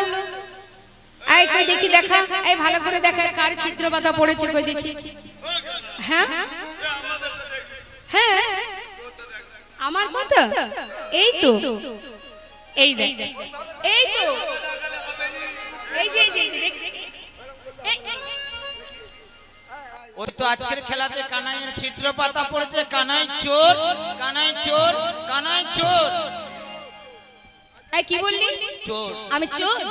সখাগণ বলছে, বলি ও কানাই শোন শোন, তুই বিনে চোর কে হবে ভাই? তুই বিনে চোর কে হবে ভাই? তুই বিনে চোর কে হবে ভাই? তুই বিনে চোর কে হবে ভাই? তুই বৃন্দাবনের ননি চোরা, তুই বিনে চোর কে হবে ভাই? বৃন্দাবনের ননি চোরা, তুই বিনে চোর কে হবে ভাই?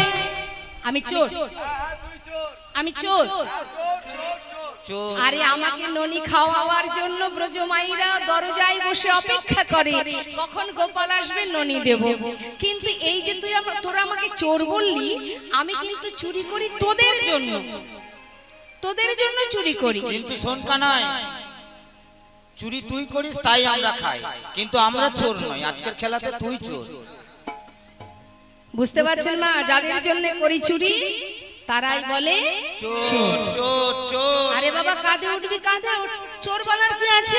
চোরকে চোর বলবো নাকি সাধু বলবো? ঠিক আছে নে শোন, আজ আমি হেরেছি। হ্যাঁ কানাই, প্রতিদিন তুই আমাদের কাঁধে উঠিস, আজকের খেলায় তুই হেরে গেছিস, তার মানে আমরা তোর কাঁধে উঠবো। তা নে আগে, না তোকে নেব না। সুদামাকে বলছি, বন্ধু আয়, তুই এসে আগে আমার কাঁধে ওঠ। এক কাঁধে বসেছে মা, এক কাঁধে বসে সামনে একটা চরণ, পিছনে একটা চরণ। এক পাশে বসলে কি হয়, দুই দিকে পা দিয়েছে তো, সামনে একটা পিছনে একটা চরণ। কিন্তু গোবিন্দের মনে বাসনা যুগল চরণ সেবা করবে।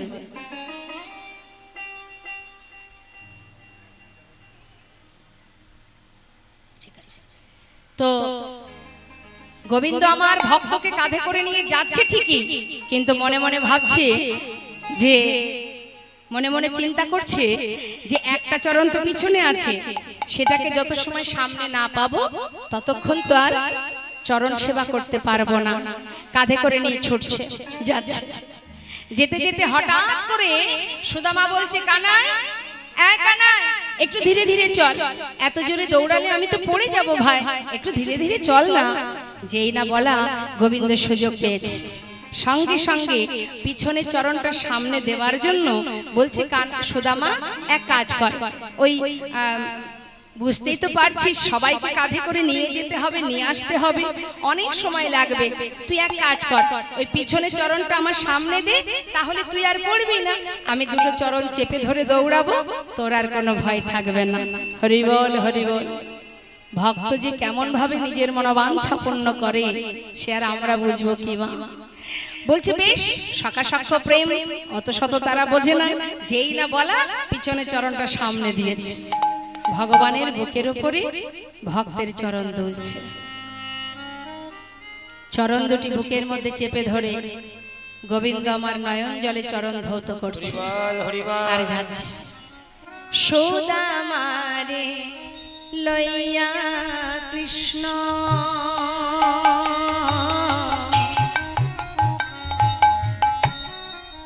দেখা চলিতে লাগিল, সুদামারে লইয়া কৃষ্ণ দেখো চলিতে লাগিল, একটা পক্ষ আম্র বৃক্ষ তলে আজ আসিয়া দাঁড়ালো, ওই না পকয়ম্ব বিখতলে আসিয়া দাঁড়ালো। একটা পাকা আম গাছের নিচে এসে দাঁড়িয়েছে। সুদামা বলছে কানাই একটু দাঁড়া দাঁড়া ভাই, গাছে কত সুন্দর পাকা পাকা আম ঝুলছে, একটা আম পাড়বো, দুইজনে মিলে খাবো, তারপরে যাব। এই বলে গাছের থেকে আম পাড়ছে সুদামা, আর এদিকে গোবিন্দ আমার চরণ দুটি বুকে চেপে ধরে মন্দ মন্দ সেবা করে, মন্দ মন্দ চরণ সেবা করে, মন্দ মন্দ সেবা করে, মন্দ মন্দ সেবা করে, আজ ভক্তের যুগল চরণ হৃদয়ে ধরে মন্দ মন্দ সেবা করে। ওই ভক্তের যুগল চরণ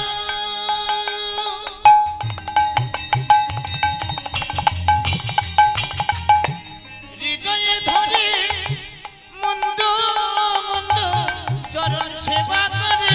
আজ নয়ন জলে চরণ ধোয়ায় দিয়ে মন্দ মন্দ সেবা নয়ন করে। জলে চরণ ধোয় দিয়ে মন্দ মন্দ সেবা করে, একা পকয়ম্ব বিখতলে আসিয়া দাঁড়ালো, দেখো পকয়ম্ব বিখতলে আসিয়া দাঁড়ালো।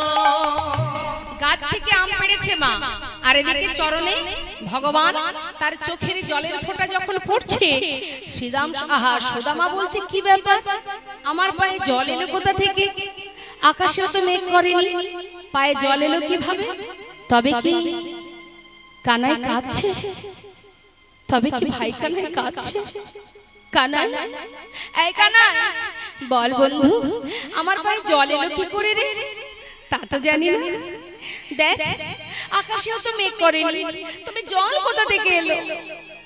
গোবিন্দ তিনি তো বড় চতুর মা, বুদ্ধি করে বলছিস, শোন গাছ থেকে আম পেড়েছিস, আমার মনে হয় ওই যে গাছের ডালটা নড়ে উঠেছে, ওই গাছের পাতা থেকে তোর পায়ে জল পড়েছে, সেটাও হতে পারে।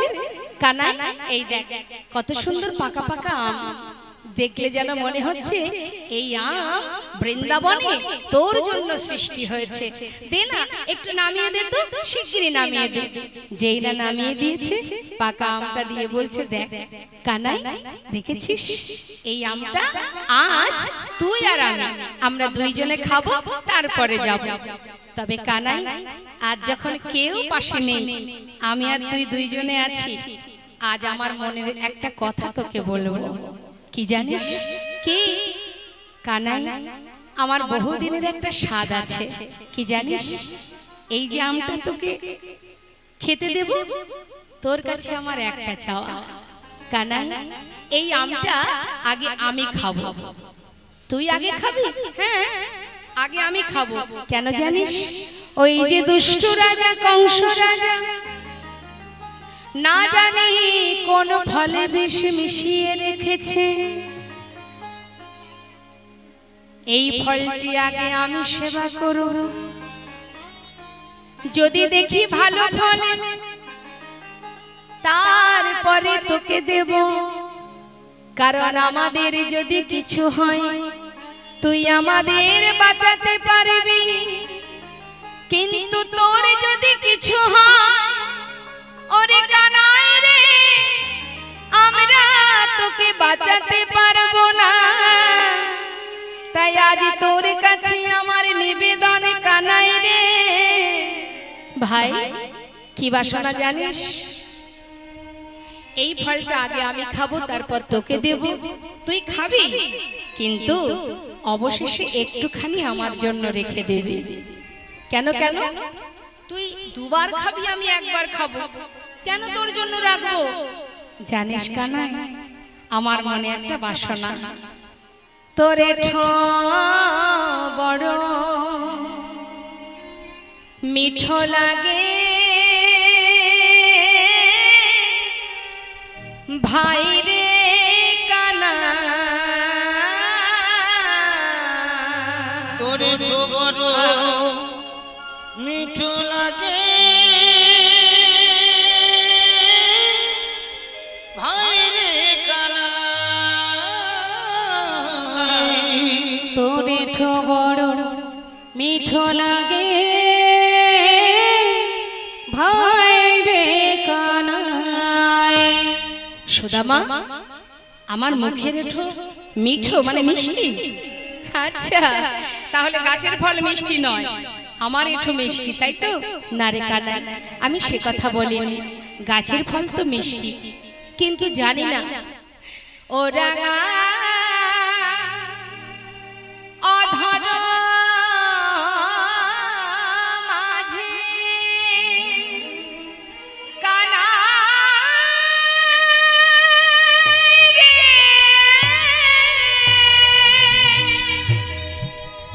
ওরে আমার প্রাণের ভাই, ওরে আমার প্রাণের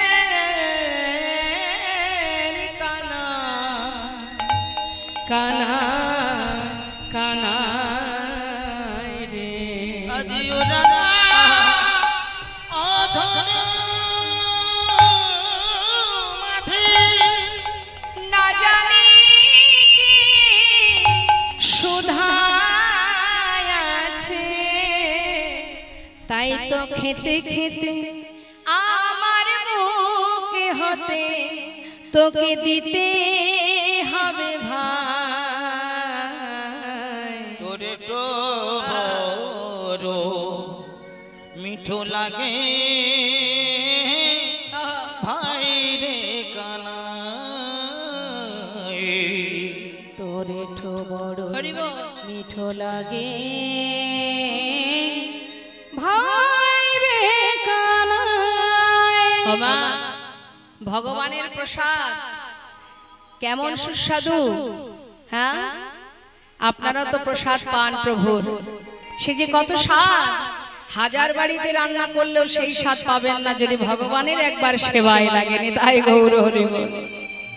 তা মাগো, যেই না বলেছে তোর এঠো একটু আমি খাবো, কানাই তো কম চতুর নয়, সে চতুরতা করে ভক্তকে পরীক্ষা করবে বলে বলছে, সুদামা শোন, আগে তুই খাবি, তারপরে আমাকে দিবি, আমি খাবার পর আবার তোকে দেব। হবে না ভাই, যদি তুমি আমাকে কিছু দিতে পারো তবেই আমি তোমাকে আবার দেব, না হলে আমি দেব না। বলো, দিতে পারবে কিছু? বিনিময়ে কিছু দিতে হবে, তবেই আমি আমার এঠো আম তোমাকে খেতে দেব। সুদামা চোখের জলে বুক ভাসিয়ে কাঁদছে, বলছে জানিস কানাই, কি আর দেব তোকে বল, আসার সময় মা আমাকে যা কিছু পরিয়েছে, যা কিছু আমার অঙ্গে আছে, তুই সর্বস্ব নিয়ে নে ভাই, সব খুলে নিয়ে নে, শুধু তোর কাছে আমার একটি বাসনা, সকালে শোন, এই উপহার না আমি খাইয়া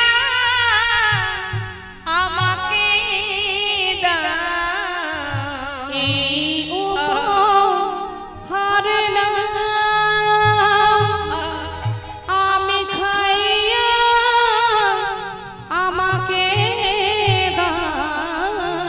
ও গো এ দাস উদ্ধবের মনে, এ দাস উদ্ধবের মনে, সে যে কিছু পেতে চায়,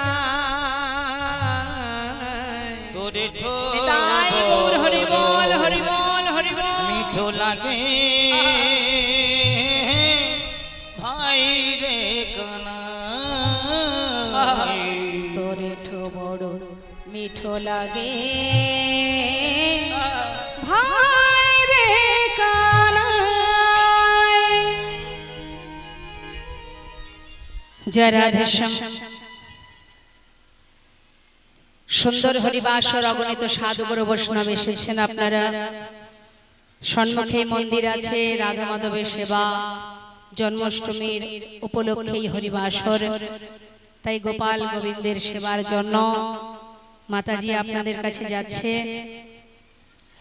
আপনারা গোবিন্দ সেবার জন্য শুভ জন্মাষ্টমী উপলক্ষে সেই দিনের স্মরণ করে গোপাল সেবা গোবিন্দ সেবার জন্য আপনারা প্রাণ ভরে দান করুন। এই দানই আমাদের জীবনের শ্রেষ্ঠ দান, হরিবাসরে দান, ভগবত সেবার তরে দান, সাধুগুরু বৈষ্ণবের সেবার তরে দান। যার অর্থ তাকে দেবেন, তার জন্য ভয়ের কিছু নেই। শুধু মুক্ত হস্তে, কৃপণতা নয়, একবার জন্য কৃপণতা করবেন না, সরল মনে মুক্ত হস্তে ভগবত সেবায় দান করবেন। দানের পিছনে যেন কোনো উদ্দেশ্য না থাকে, কিছু চেয়ে বসবেন না। যদি দিয়ে বসেন 100 টাকা, চেয়ে বসলেন বিরাট কিছু, চাইবেন না। না চাইতেই সব পাওয়া যায় যদি তার প্রতি নির্ভরশীল হওয়া যায়, যদি তাকে ভালোবাসা যায়। তাই চাওয়ার কোনো কিছু প্রয়োজন নেই, শুধু এইটুকু চাইবেন ভগবানের কাছে, হে প্রভু তোমার দেওয়া সম্পদ তোমার সেবায় দিলাম, যেন আমার এই দান তোমার সেবা থেকে বঞ্চিত না হয়, যেন তোমার সেবায় লাগে। কেমন যাচ্ছে মাতাজি আপনাদের কাছে? একজন গেলে হবে না, আরো 2-1 জন যান আপনারা। সবাই বসুন, সবার কাছে যাবে, উঠে বসা উঠার কোনো দরকার নেই, সবার কাছে যাবে, কথা বলবেন না, আস্তে আস্তে লীলা সাধন করুন। আর যার যা দক্ষিণা দেওয়ার আপনারা আস্তে আস্তে সেটা দেওয়ার ব্যবস্থা করুন। যা রাধের সামনে তাই গৌর হরি। এইভাবে বৃন্দাবনে প্রতিদিন মনের আনন্দে সখাগণকে সাথে করে নিয়ে ভগবান খেলা করে। কিন্তু করলে কি হবে মা? হঠাৎ বৃন্দাবনে এলো শোকের ছায়া। কিভাবে এলো না, কংস মহারাজ অক্রুরকে দিয়ে রথ পাঠিয়ে দিল বৃন্দাবনে কানাই বলাই 2 ভাইকে ধরে আনার জন্য। যেই না কানাই বলাইকে বৃন্দাবন থেকে নিয়ে চলে গেল, গোটা বৃন্দাবন কৃষ্ণহারা হলো।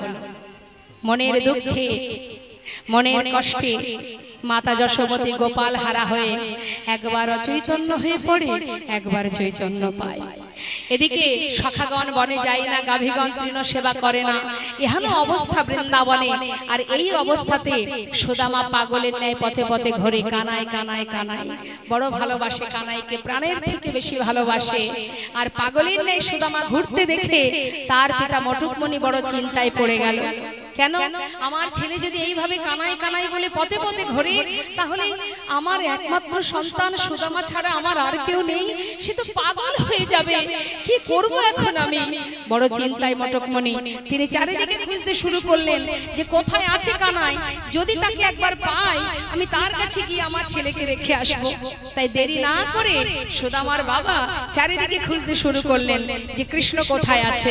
চারিদিকে খুঁজছে, মহাজন বলছে দেখো দেখো, বৃন্দাবনে নাই কৃষ্ণ, মথুরাতে নাই, বৃন্দাবনে নাই কৃষ্ণ মথুরাতেও নাই, বৃন্দাবনে নাই কৃষ্ণ, মথুরাতে নাই, বৃন্দাবনে নাই কৃষ্ণ মথুরাতেও মথুরাতে নাই কৃষ্ণ দ্বারকাতে নাই মথুরাতেও নাই কৃষ্ণ দ্বারকাতেও নাই মথুরাতে নাই কৃষ্ণ দ্বারকাতেও না কোথায় বা আছে সে কোথায় বা আছে সে আহা, কোথায় বা আছে সে কোথায় বা আছে সে সুদামার প্রাণ কানাই কোথায় বা আছে সে সুদামার প্রাণ কানাই কোথায় বা ওই আছে না সে মথুরাতে নাই কৃষ্ণ দ্বারকায় না মথুরাতেও নাই কৃষ্ণ দ্বারকাতেও নাই বৃন্দাবনে নাই মথুরায় নাই দ্বারকায় নাই কোথাও নেই বৃন্দাবন থেকে কোথায় গিয়েছিল মা মথুরায় গিয়েছিল কিন্তু সেখানেও নেই তাহলে কোথায় আছে দ্বারকায়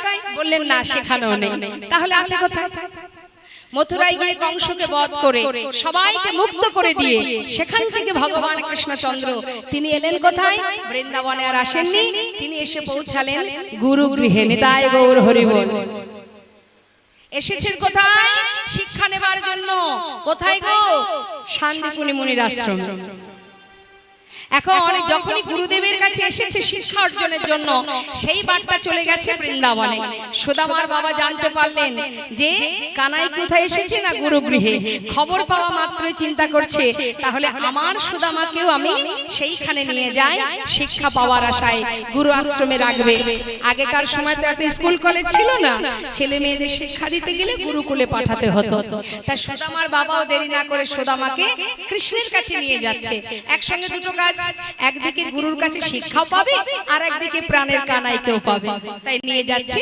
সুদামার বাবা সুদামাকে শিক্ষার উদ্দেশ্যে আজ তাহাই চলিল ওই শিখারে উদ্দেশ্যে আজ তাহাই চলিল শিক্ষার উদ্দেশ্যে আজ তাহাই চলিল ওই শিখারে উদ্দেশ্যে আজ তাহাই চলিল বহুদিন পরে ভাই কানাইকে পাইল বহুদিন পরে ভাই কানাইকে পাইল